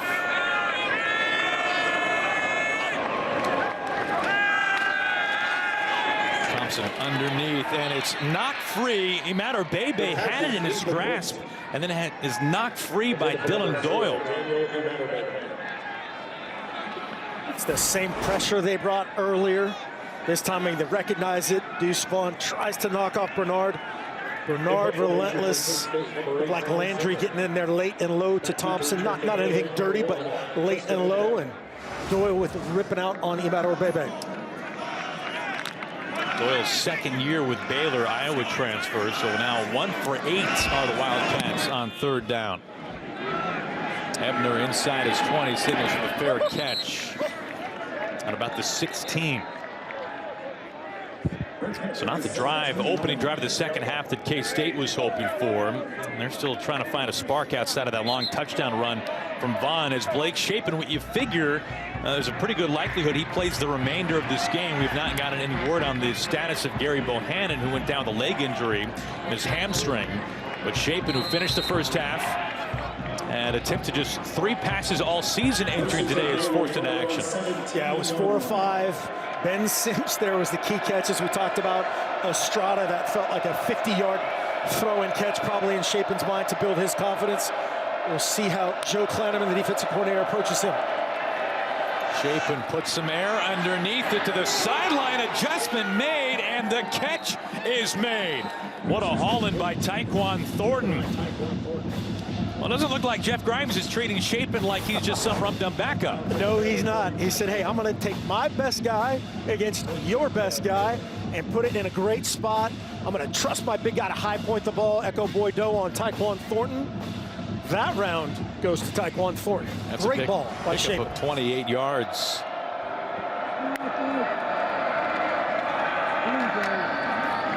Smith able to turn forward for a handful. You'd have to figure that this would be a pretty good offense for a backup quarterback to come in with not much experience because of the ground attack. Absolutely. It's a ground attack, and they don't run a ton of plays, right? They talk about their rhyming thing is a few plays, many ways. You can see how that goes. That's their bread and butter play. That was actually a great job that time by Abram Smith to gain anything running through the tackle of Nate Matlack. Did you call it a rhymey thing? That was Coach Grimes always throws the rhyme out there, right? A few plays, many ways. A rhymey thing indeed. Monterey Baldwin, who has had just 1 catch this season, the true freshman, they put the ball in his hand. Stubblefield and Yeast forced him out. So Baldwin getting involved. Haven't said that much this year for Baylor. The Killeen native on the perimeter. That guy can really run. Trying to get him out in space. Definitely looked like a predetermined, called pitch to him, that toss to him. No read element for the backup quarterback right there. It's a gain of just 1. 3rd and 6 now for Blake Shapen. Shapen completes. Open field tackle, and well shy of the first down. That's a great tackle. R.J. Sneed tackled by Ross Elder. Ross Elder saves today. They're a 0 blitz. Watch it. Everybody's coming. Everybody's coming right up the middle. There's how they're going to treat the young quarterback, and you got to get him on the ground. Otherwise, he's going to convert that. And Baylor, starting quarterback, backup quarterback, we're going for it on 4th down. Baylor 2 for 2 on 4th down today. One of the best in the nation on 4th down.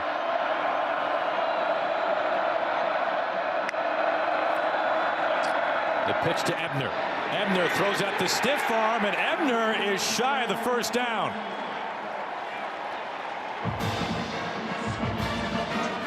Back-to-back, big-time drive, stopping tackles from Ross Elder in space. Ebner has a little stiff arm, gets a little help, but a great stop for Kansas State.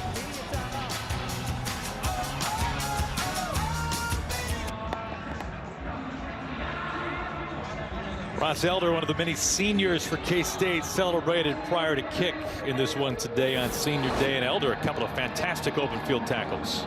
The third down was a zero pressure, no help man coverage. If he does not get that guy to the ground, he's gone. R.J. Sneed would be gone. And then the fourth down play, mano y mano. Gets a little help here from Echo Boydo, a little assisted tackle.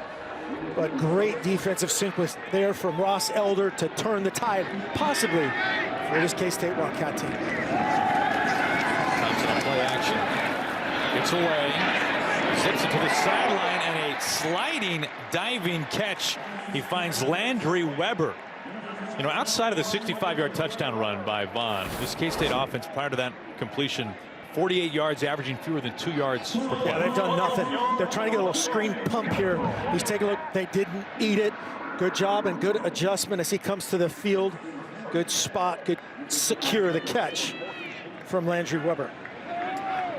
And it was Jalen Petrie picked up by Deuce Vaughn just enough. That was a pickup of 12 at a first down.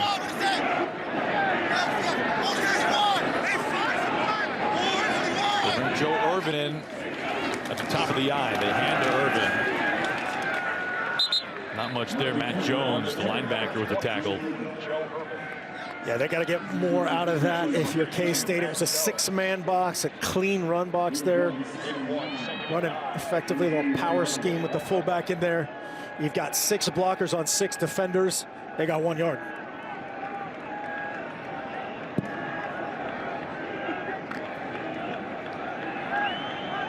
Four down territory for that man. Courtney Messingham, the offensive coordinator.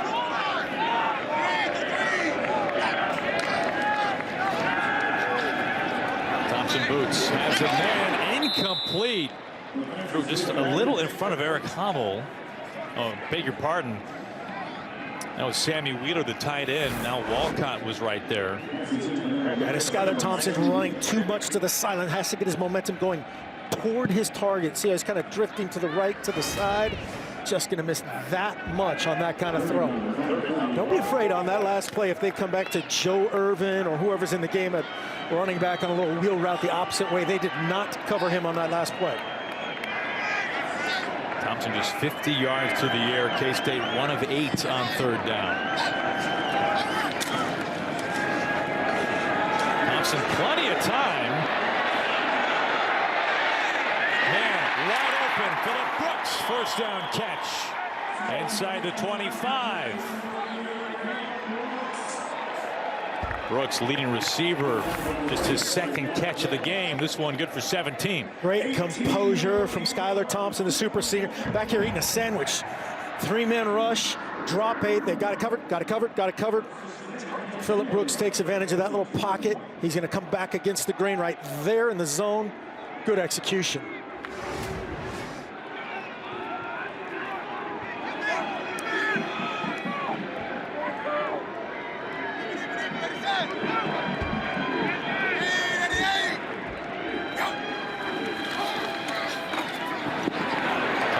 Gets it out to Vaughn. Vaughn splits 2 defenders.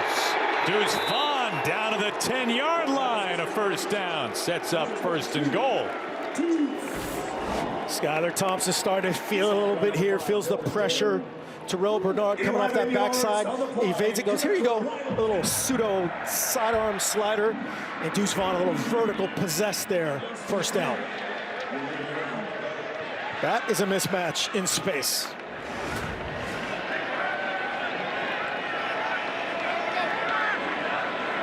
Vaughn over 150 total yards.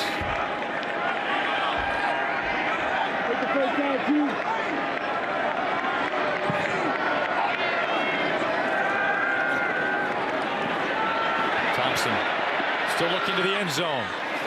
Matter Bebe over his head, incomplete, second down. He's had some time when dropping back on this drive. Absolutely, they've dropped 8 a bunch. That was a 4-man rush. They had a little predetermined angle route, Texas route for Deuce Vaughn. Watch it come out and then back inside. Man, if that's an option route and he goes to the flat, green grass, probably a touchdown. They're trying to predict the coverage with the route rather than make it an option route.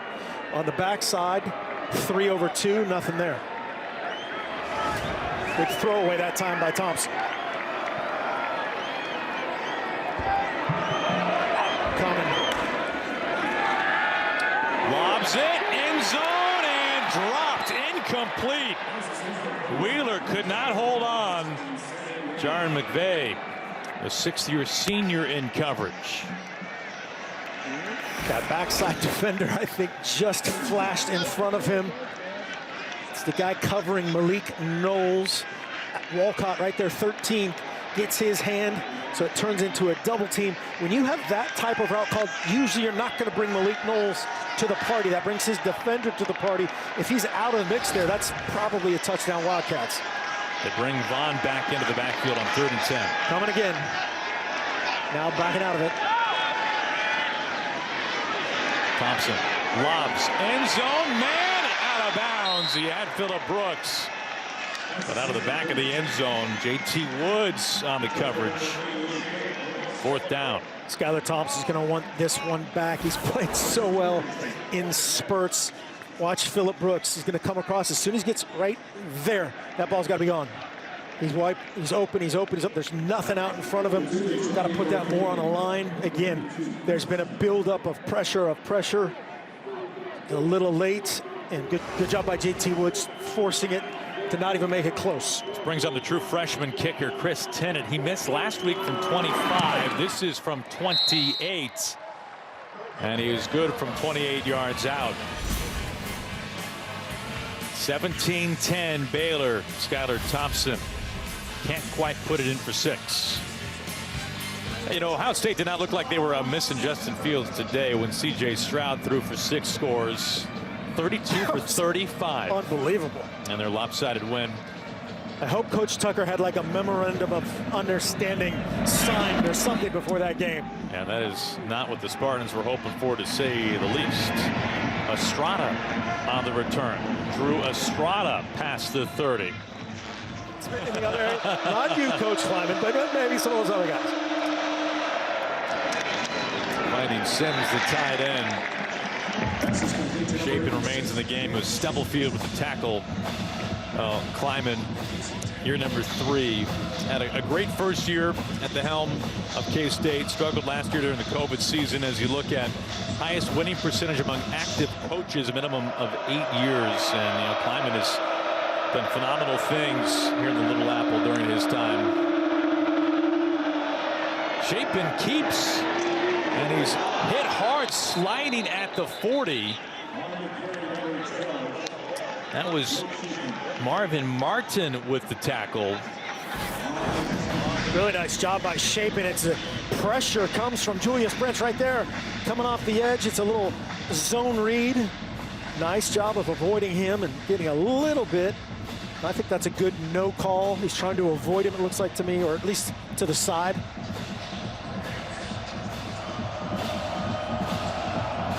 Third and 2.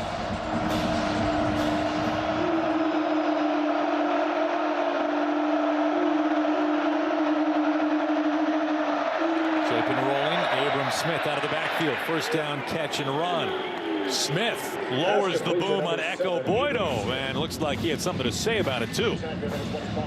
That seems like an easy throw right there for the backup quarterback, but this is a little harder than it looks. You're on a full speed mode. Smith full speed to the flat.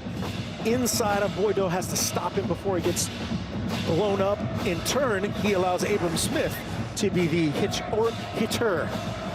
Tight end Ben Sims, a little gimpy coming off the field. He's on the sideline now, being tended to. Back to the ground, and Smith to midfield.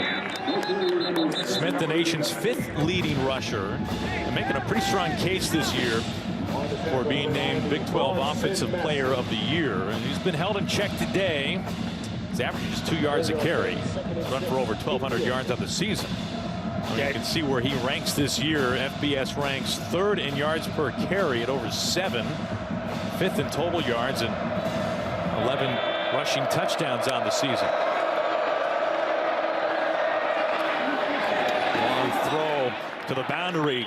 Tyquan Thornton able to tiptoe in and move the chains. Just a big time throw here by the young fella over Russ Yeast, number 2, under Boydo, 25, trying to come down on Thornton. That's all timing, arm strength, pace on the ball. Well done. That's a gain of 12 as he gets his foot down in time.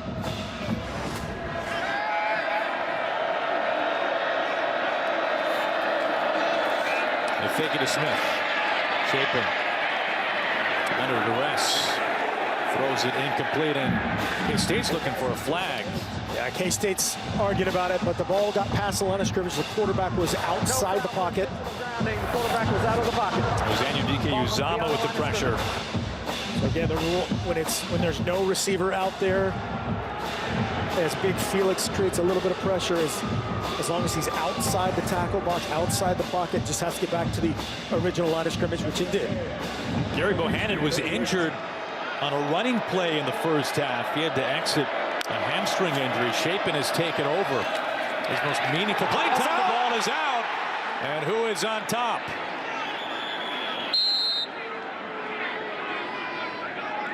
Yeah, it looked like Grant Miller was there first, 63 from Baylor. And there's another bounce that has gone Baylor's way. It is K-State ball. It did look like it was the guard Grant Miller who jumped on top for Baylor. No official has signaled.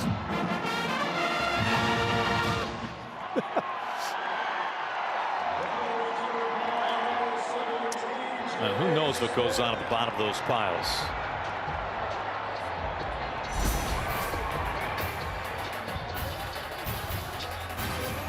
Ebner coughs it up, stripped by Nate Matlack. And the Wildcats recover.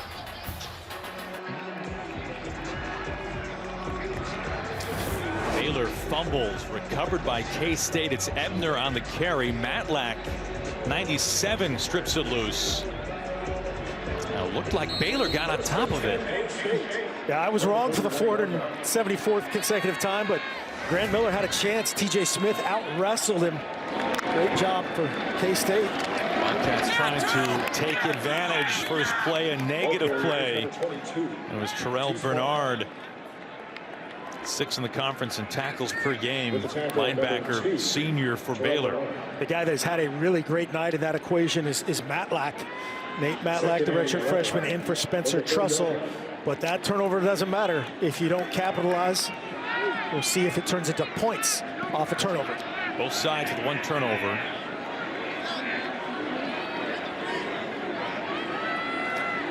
After a loss of 1 2nd and 11. Thompson hit immediately, and Brooks keeps his feet and is able to pick up a couple after contact. It was Matt Jones who was there to meet him. Skylar Thompson, again, just a little bit late to get this out to Brooks. He was open for a long time in that void. Jones had dropped all the way to the boundary to take away. In that case, it was Deuce Vaughn. Just a little bit late there from Skylar Thompson. Big third down.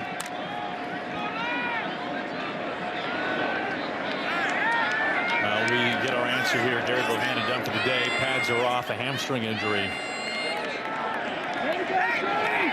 Chapin's game the rest of the way for Baylor. Pressure. Thompson scrambling.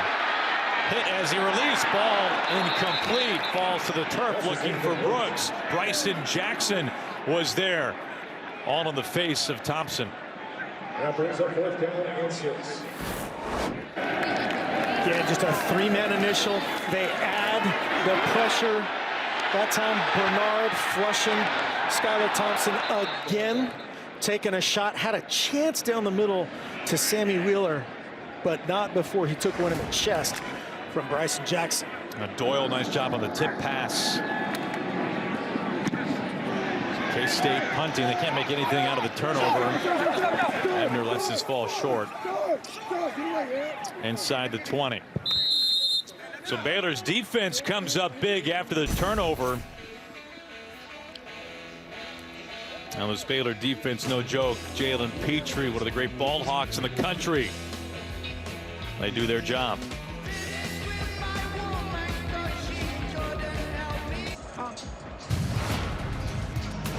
about some of the greats that have come out of Baylor?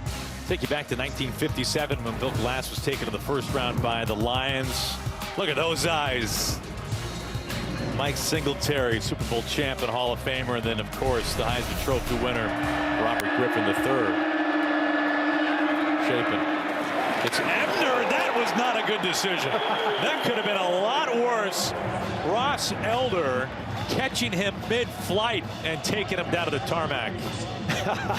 About the 5th time they've rolled out to the right here with a Chapin. Just trying to get away from that pressure on the perimeter. And Elder. That's a 2-point near fall, a 3-point near fall, something. We're in wrestling country, right? This is like what dads do with their kids in the pool, you know? When you can still heave them a little bit into the deep end. Glad that turned out to not be any worse for either side. Chapin with a dart, and it's complete. He's found Thornton a number of times since coming in. Thornton's been the most deadly receiver on either side. That's his 5th catch. One of the top receivers in the conference.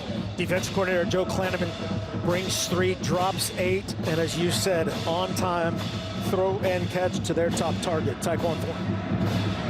11th player in program history, over 2,000 career receiving yards. Moves the chains, first down for the Bears.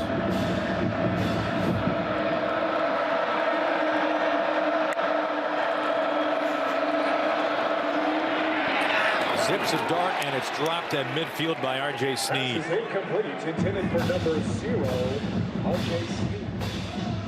Got to keep heating up this young fella, throw off his rhythm. And here's Felix Enudike Uzama showing up. Little inside move on the left tackle. Gets right in the face of Chapin. Beats him a little outside in. Little help from the back. But again, a good throw from Chapin. Yeah, that was right there on target. Just a drop by Sneed. 2nd and 10.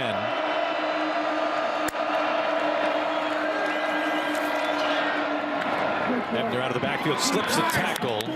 He shied the first down, forced out of bounds by Elder. They kept all 4 combined feet on the ground this time. No doubt.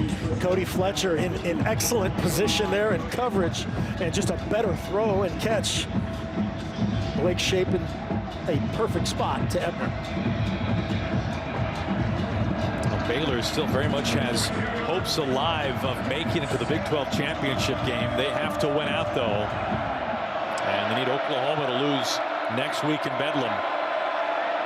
This has been 4-down territory for Baylor. Again, we'll see what it is with the backup quarterback. He's got to reset. There you go. Pressure. Dumps it down. First down.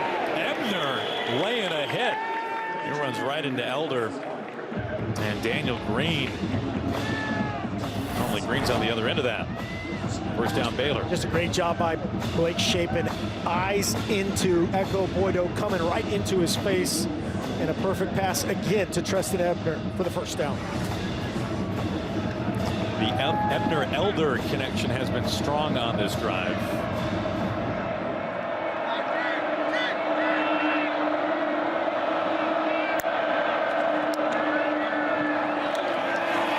Chapin to the sideline. Thornton incomplete.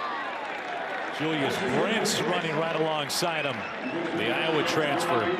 He started every game since coming to Manhattan. This guy has an intriguing future. 6'4". Right here going up against Tyquan Thornton. He is long, he's strong, he's fast. Baylor fans might be wondering about that left hand in the middle of the back, but that's a good battle by 2 really good players. How about those long arms from Brent? Exactly. To his knee pads. Seen some aggressive throws from Blake Chapin. Yeah, he has a nice look to him. Just don't try to do anything else. Chapin tucks. He's got a first down inside K-State territory. Chapin to the 25. Man, he is not looking like some redshirt freshman who hasn't played. Evangel Christian, legendary program in Louisiana. They play a ton of big games. He has some guys in his face right here, unaccounted for off the edge. Right there, runs out of it. Good job protecting the football on the second level, getting to the ground. Red zone. 28-yard scamper.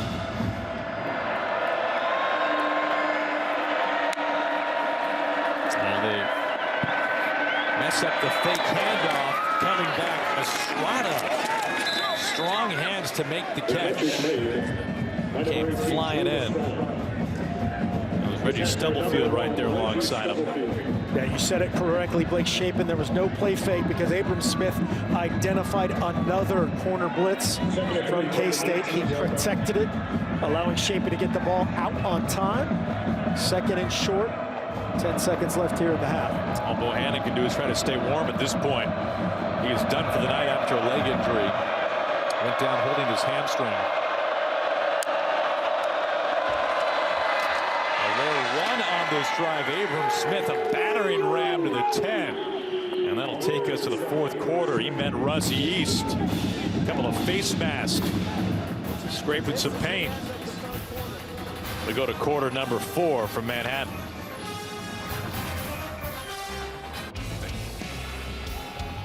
K-State hosting number 11 Baylor. Very early in this one, Phillip Brooks, the muff punt after Baylor went 3 and out. They then punched it in. Treston Ebner, his 2nd rushing score of the year. Deuce Vaughn is having himself another fantastic night. 65-yard touchdown run. Vaughn with a house call, biggest play of the night. Baylor playing with their backup quarterback. Ebner trying to cut upfield, loses his feet. It's Yeast to help him down to the ground. And he is the guy, as you said, is stealing the show. Blake Shapen, again, they're doing a nice job of keeping a lot of these throws is very manageable, but 15 of 19, they've thrown downfield multiple times. Tyquan Thornton and Shapen on in relief of that man, Gary Bohannon. 11th play of the drive coming, 2nd and goal. Shapen a design roll. Looking, throwing off his heels to the back of the end zone. And Thornton in the vicinity. 3rd and goal now. Good design by defensive coordinator Joe Klanderman there. Jumping outside of Tyquan Thornton, not allowing him to run a fade or a fade stop. Watch Echo Boydo jump outside and get in his hip pocket, take that away. Very good decision by the young rookie Blake Shapen. Is there any advantage for a young quarterback to get thrown into a game as opposed to having a full week of thinking about it and stewing on it? Is there anything to that? It depends on the guy. Okay, it really does. Some guys are, quote unquote rep guys. Everybody is a rep guy to an extent, but some guys, hey, jump in there right now and don't think. That's to an advantage. It looks like Blake Shapen is certainly that guy. Timeout, Baylor, the first of the half. This is a 30-second timeout. I know as a coach what you would probably prefer. You'd rather have the guy for the whole week. Well, Shapen has taken over after Bohannon went down with a leg injury. And Shapen, who had attempted just 3 passes all season. What you want to do is have the guy come in and play great, and so far so good for Blake Shapen. Nice job managing here by offensive coordinator Jeff Grimes. A lot of perimeter stuff. Here he steps up. The unblocked defender right in his face, steps up, composed, protects the football. Has a chance to throw it outside, that time to Estrada. He's had a big throw and catch to Thornton, both downfield and rhythm, kind of mid-range passing game. Sorry. A backfield with Ebner and Smith for Baylor. Nobody would have had Blake Shapen with the longest Baylor run of the night. He picked up 28 on that big scamper. I had that in the Fox Sports Bet Superfecta.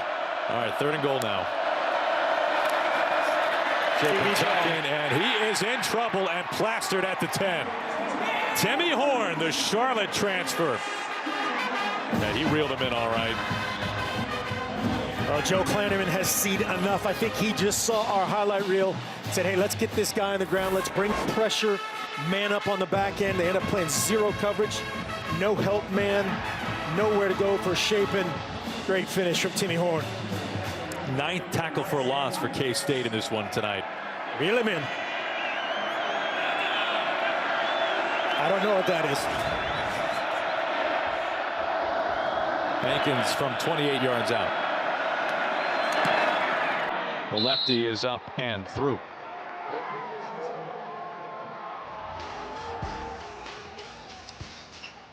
Aranda and the Bears get points.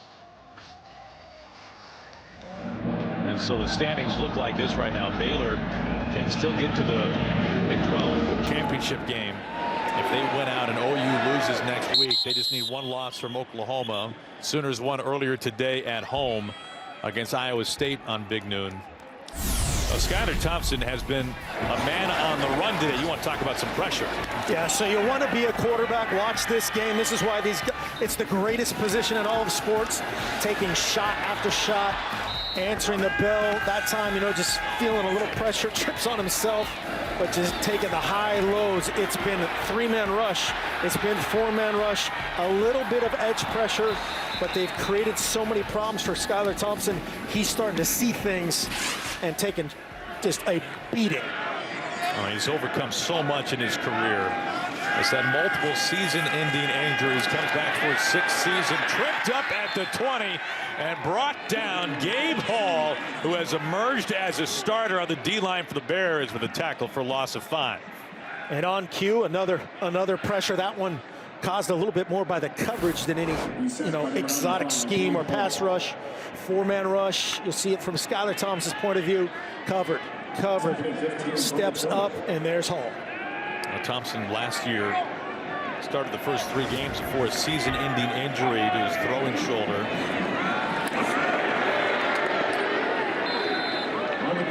Deuce shy of the 30. Now Walcott. Now last year was the 2nd straight year that Skylar Thompson upset Oklahoma. He's had some huge games against the Sooners, especially using his legs. Sooners took down K-State earlier this year in Manhattan. 3rd and 6 from the 29. But Thompson, who lost his mom to cancer as a young boy, his family in the house tonight on senior night, as he is on his home field for the final time.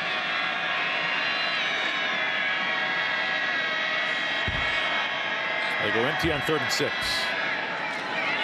Thompson zips it. It's complete. They find Malik Knowles for the first time. Knowles is able to slip an ankle tackle. Big play, Malik Knowles. They've been looking for it all night long. And he comes up with a big catch and run. Good for 47 yards. Just a deep dagger route, a deep in cut here. As he's the number 2 receiver, Deuce Vaughn outside. There he is presenting himself right there. Great throw and catch. Skylar Thompson, we've said he's taking a beating right here. He steps up, feels the pressure to his right, and just executes. That is a big-time throw, a backed-up 3rd down conversion. On the second half, it's been a pair of 3-and-outs for K-State, plus a field goal. They're trying to find pay dirt here. Devon bounces back and tripped up at the line of scrimmage.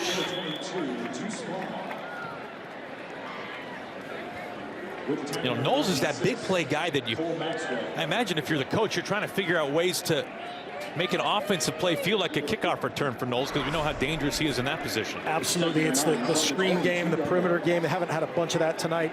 They have utilized him as a jet sweep guy. Skylar Thompson not being as much of a runner involved with that has limited those opportunities. Got Deuce Vaughn on the inside of this empty here. Good matchup for K-State. Him on Bernard. They pick up the blitz. Thompson now dragged down to the 25. It was Gabe Hall who came off a block and is able to bring down Thompson. They ended up showing one look, then brought Bernard late. See him show up right there on the pressure, just flashes in front of Skylar Thompson, and then Gabe Hall again taking advantage of that coverage downfield.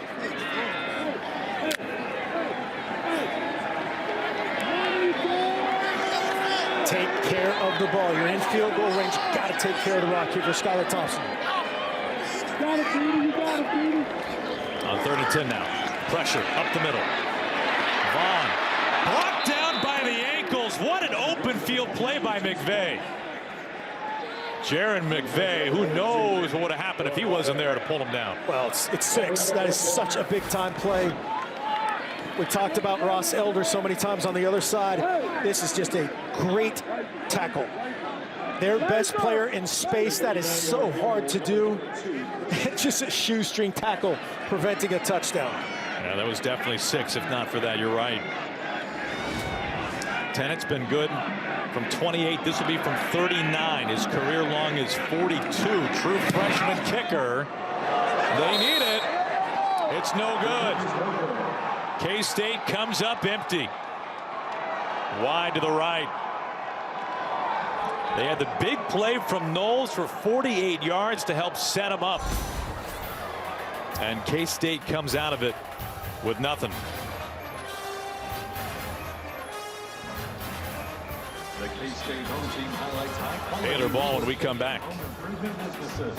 For your next project, please support these businesses to support the Wildcats.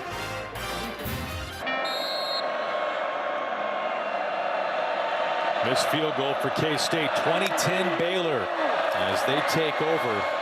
Shaping underneath to Estrada. You look at the missed chances in this one for K-State just in the second half alone. Baylor turns the ball over on downs. K-State, they just get the field goal. Baylor, they fumble it. K-State, they go 3 and out. And then a missed field goal here after a field goal on the other end. And this has been some opportunities for K-State they haven't been able to cash in on. Both sides with one turnover.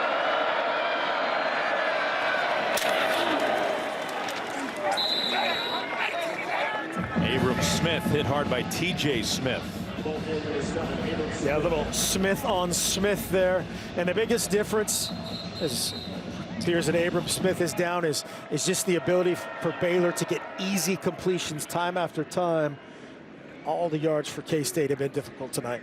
Now, Smith on the last drive for Baylor, he gave a shot, but he really took the brunt end of it. And maybe the same could be said on this carry.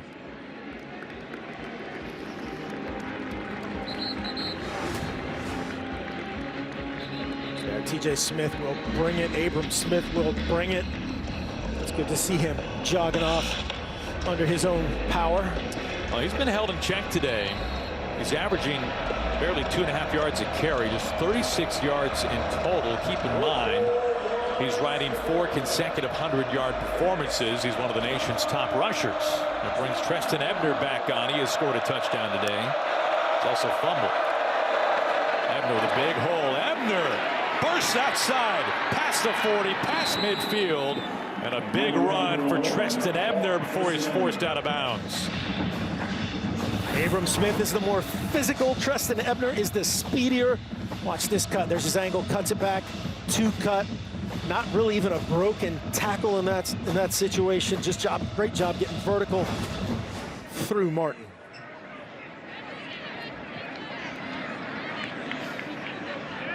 Reggie Stubblefield is down for K-State. A grad transfer, 5 seasons at Prairie View A&M. I'm sure you can speak to this, Mark, but you could tell by the tears coming down Stubblefield's face when he was introduced on senior day. Here for just 1 year, but what this program has meant to him and what he has meant to this program, you could tell today alone if you had no idea otherwise. Absolutely, and that was one of the things you could see being around this team, being around Coach Kleiman, both coordinators, how they talk to each other, how the emotion between one another. Certainly on the back end of a rough night here for some of these guys, but a great effort. Reggie Stubblefield all year long for this team. And Ebner run good for 31 yards, longest run tonight for Baylor. Ebner gets it again. He is met and pushed back for a loss. And DK Uzama, here is what it looked like when Reggie Stubblefield came out of the tunnel. That's what it's all about right there, man. You can see Coach Kleiman had a little moment as he was walking out just prior to the tears of Reggie Stubblefield, and that's nothing but good. Both mean so much to one another.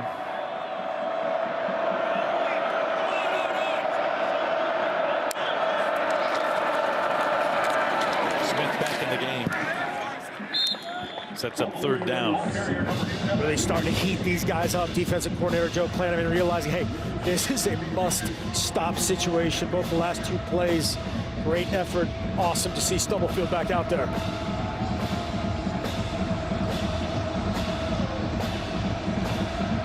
I think he's okay. He's saying, Coach, let me blitz again. This is a K-State defense that has had a remarkable turnaround. They've won 4 straight.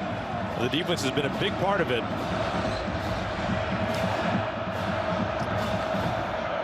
Here he comes. Abram Smith falling forward. Looks like he is shy of the first down. Julius Brents on the tackle. The strength of Abram Smith. Again, I guess he's okay. Seeing that lane. Good job getting vertical. A physical tackle from Julius Brents, the big corner from Indy. Now Baylor leads the conference in fourth down conversions. They've converted 2 of 3 today. They're going for it on 4th and 1. They're going to take a timeout. K-State showing 0-man pressure across the board. Had man coverage out here on Timeout, Baylor. Ty Thornton. They're going to talk about it. The first of the half. This is a 30-second timeout. Now Dave Aranda, his second season in Waco. 4 years as the defensive coordinator at LSU, including that remarkable 15-0 national title team in 19, known more for its offense, but the defense and what they were able to do brought him to Waco. Last year, difficult season for the Bears and Aranda's first season, and all of a sudden Dave Aranda has been one of the main focal points in all of college football this year with what he has done with Baylor at 8-2, and you can see what they have done this year on 4th down. One of the very best teams in that department this year. And hopefully it's just tonight that he's without his starting quarterback, as Bohannon went down earlier this evening. Yeah, it's great to see him be a coach on the sideline. He's done a nice job between every series, helping out, shaping, pumping up his O-line and doing what he's done. Be a great leader no matter where he is. 4th and 1. They bring in the tight end Sims. A hand to Abram Smith, and he is attacked and brought down eventually for a loss at the 45. They were all in on it. Daniel Green leading the charge. Julius Brents there also.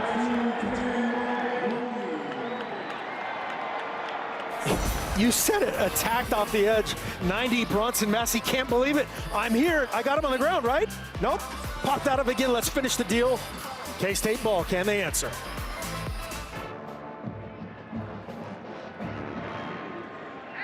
K-State's defense comes with a big stop. Baylor turns it over on downs. That's what the Deuce Vaughn show once again. 165 total yards out of K-State's 244. Keep in mind, Malik Knowles had that one big catch for 48. Almost entirely on Knowles. Thompson is brought down. Took a while. 4 defenders. Braden Utley the first there off the line. And Thompson's punishment on senior night continues. Defensive coordinator Ron Roberts bringing the boundary corner here. Walcott creates the need for him to step up, just runs through Deuce Vaughn right there. Physical player from Walcott.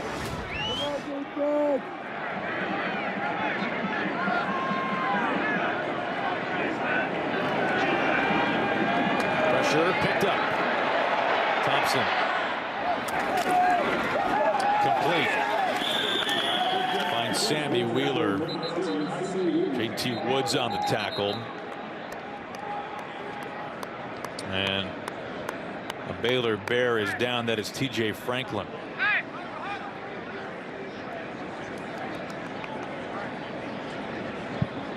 These guys up front, just relentless effort, full sellout.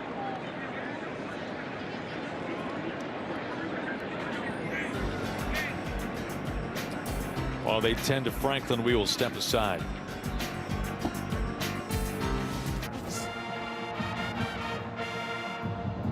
Now we're happy to report that TJ Franklin was able to get up and walk off on his own power. You can see him circled number 90 for Baylor, banged up on the previous play. Yeah, does a nice job reround the receiver, gets picked up by Deuce Vaughn and a little double team and just goes to the ground, but he jogged off under his full power. Sprint really, for a D lineman, sprinted to the sideline. Good to see him up. Got to get the ball out of Skylar Thompson's hands. 3rd and long. K-State 3 of 13 on 3rd down, trying to convert on 3rd and long for the first time. Thompson is able to connect. This time he finds Sammy Wheeler to move him. JT Woods pushes him out of bounds. On cue, it's easier said than done for this K-State offense, but you can't get in a drop-back contest against these guys. Skylar Thompson does a nice job here, stepping up, finding Wheeler, and keeps the chains moving. Everywhere right now is 4-down territory. Take care of the rock, drive it down here and get points. Needed 11, picked up 15. 1st and 10 now, under 4.5 to play. Thompson steps out of an ankle tackle and just pushes it forward to get some positive yardage out of it. They drew that up in the backyard, and Thompson is down again. That's the second time we've seen the unconventional right there. Basically turns into a shovel pass, and Skylar's gonna need a minute here.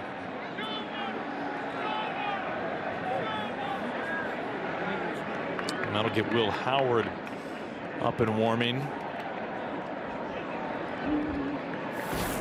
Both starting quarterbacks have been injured in this one. Hopefully Thompson will not be as serious as his counterpart, Bohannon, who has had to exit the game. It's just so good, heady by him to step up, the awareness before Maxwell gets him to the ground to find Vaughn. Let's hope it's just he's grabbing, hopefully it's just a cramp or something related to that.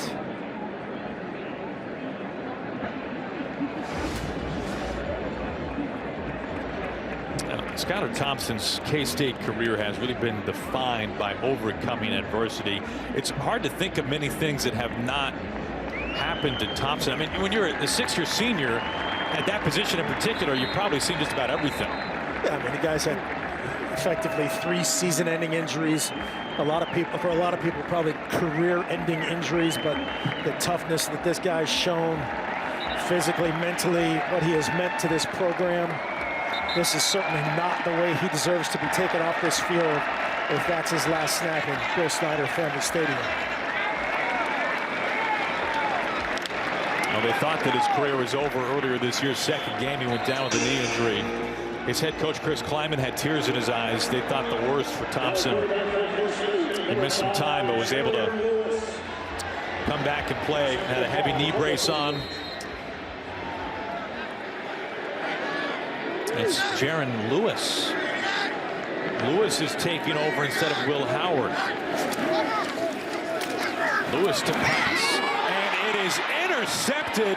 Lewis's first attempt of the night, right into the hands of the Baylor Bears. It was Al Walcott who last week had his first career interception. He follows that up with another pick tonight. Yeah, just more the throw than a tremendous play by Walcott. Good position. Jumps in the hip pocket of Weber. Just a miss there from Lewis. And that flips the script immediately here with 3:47. Baylor Bears in 4-minute mode and trying to get a win here in Manhattan. First and 10 Baylor from their own 38-yard line.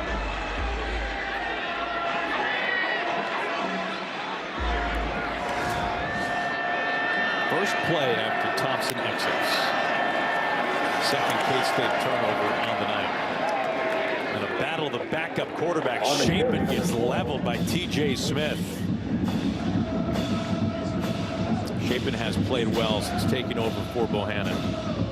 Yeah, that's experience for Jaron Lewis there. Tough way to enter the game.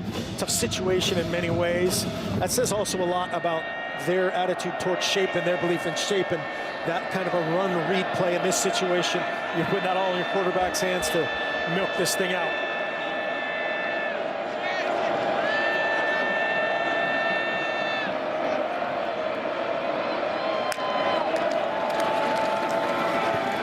Chapin keeps. He's got the first down before being tackled by Julius Brents. Julius Brents, both good and bad, has been very good tonight physically in terms of tackling, getting guys to the ground. You'll see him to the boundary, come in on shape and get him to the ground after he kind of ricochets off of TJ Smith. It's a pickup of 9. Compared to what a lot of defenses have had to endure facing this ground and pound attack for Baylor, K-State has generally held up well. Smith spins. Pick up on first down before Daniel Green comes in with the tackle. K-State's going to take a timeout here. Kansas State. It's their first of the half. This is a 30-second timeout.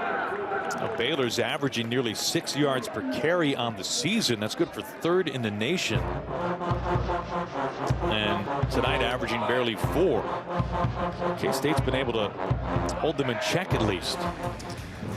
A series that has been dominated in more than just recent years by the Buckeyes as Skylar Thompson comes out of the tents and makes his way to the cart. And Mark, as you said a few moments ago, this is not the way that the 6-year senior envisioned his final night on his longtime home field ending. And certainly not the way he'll be remembered here. Just, again, an unbelievable competitor. The first word that'll come to mind, tough. Tough, tough, tough.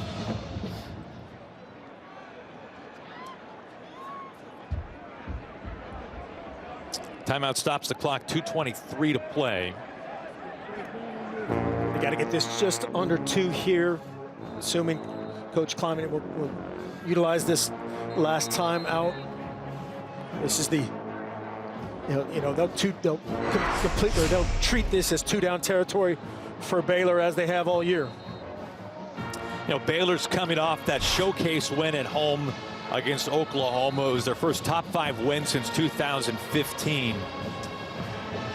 Baylor, one of just 6 teams in the nation with 3 wins over ranked opponents, but they've all been at home. They've had their struggles on the road, and they're leading here a 2-possession game with just under 2.5 minutes to play. Their coaches brought up, especially offensively, this was a big-time test and a huge opportunity for them to prove themselves on the road against this Kansas State team. Abram Smith falls forward. Looks like he's got enough.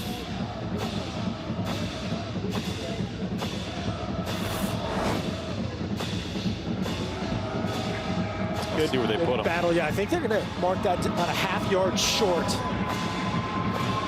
Possibly the knee was down before the extension of that ball.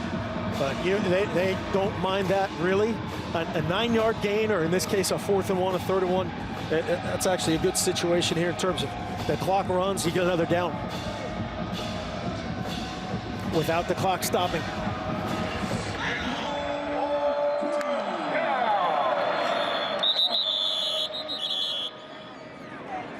Timeout Baylor, their final timeout of the half. This is a 30-second timeout.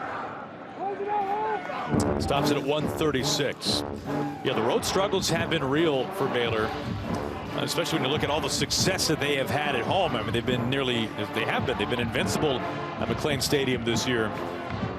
But Baylor coming to Manhattan on a chilly night, losing their starting quarterback roughly midway through this game.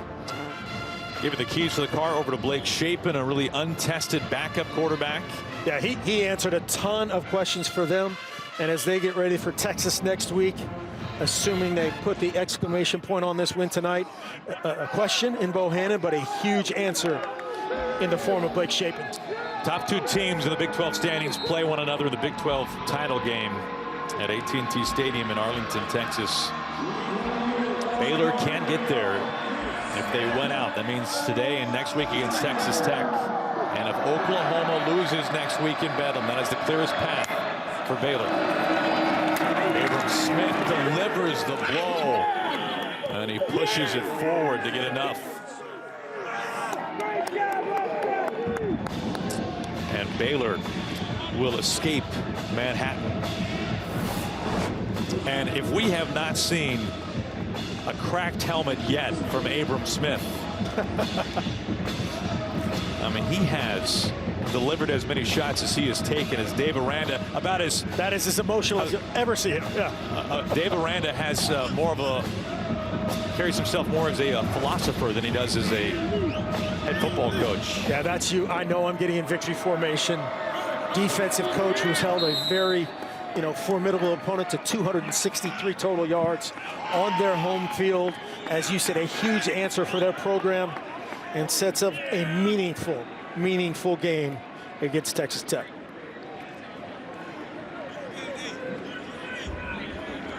Now, Baylor last week held Oklahoma to a season-low 260 yards. This week, K-State 263 yards. This Baylor defense for real. Deuce Vaughn had a big night once again.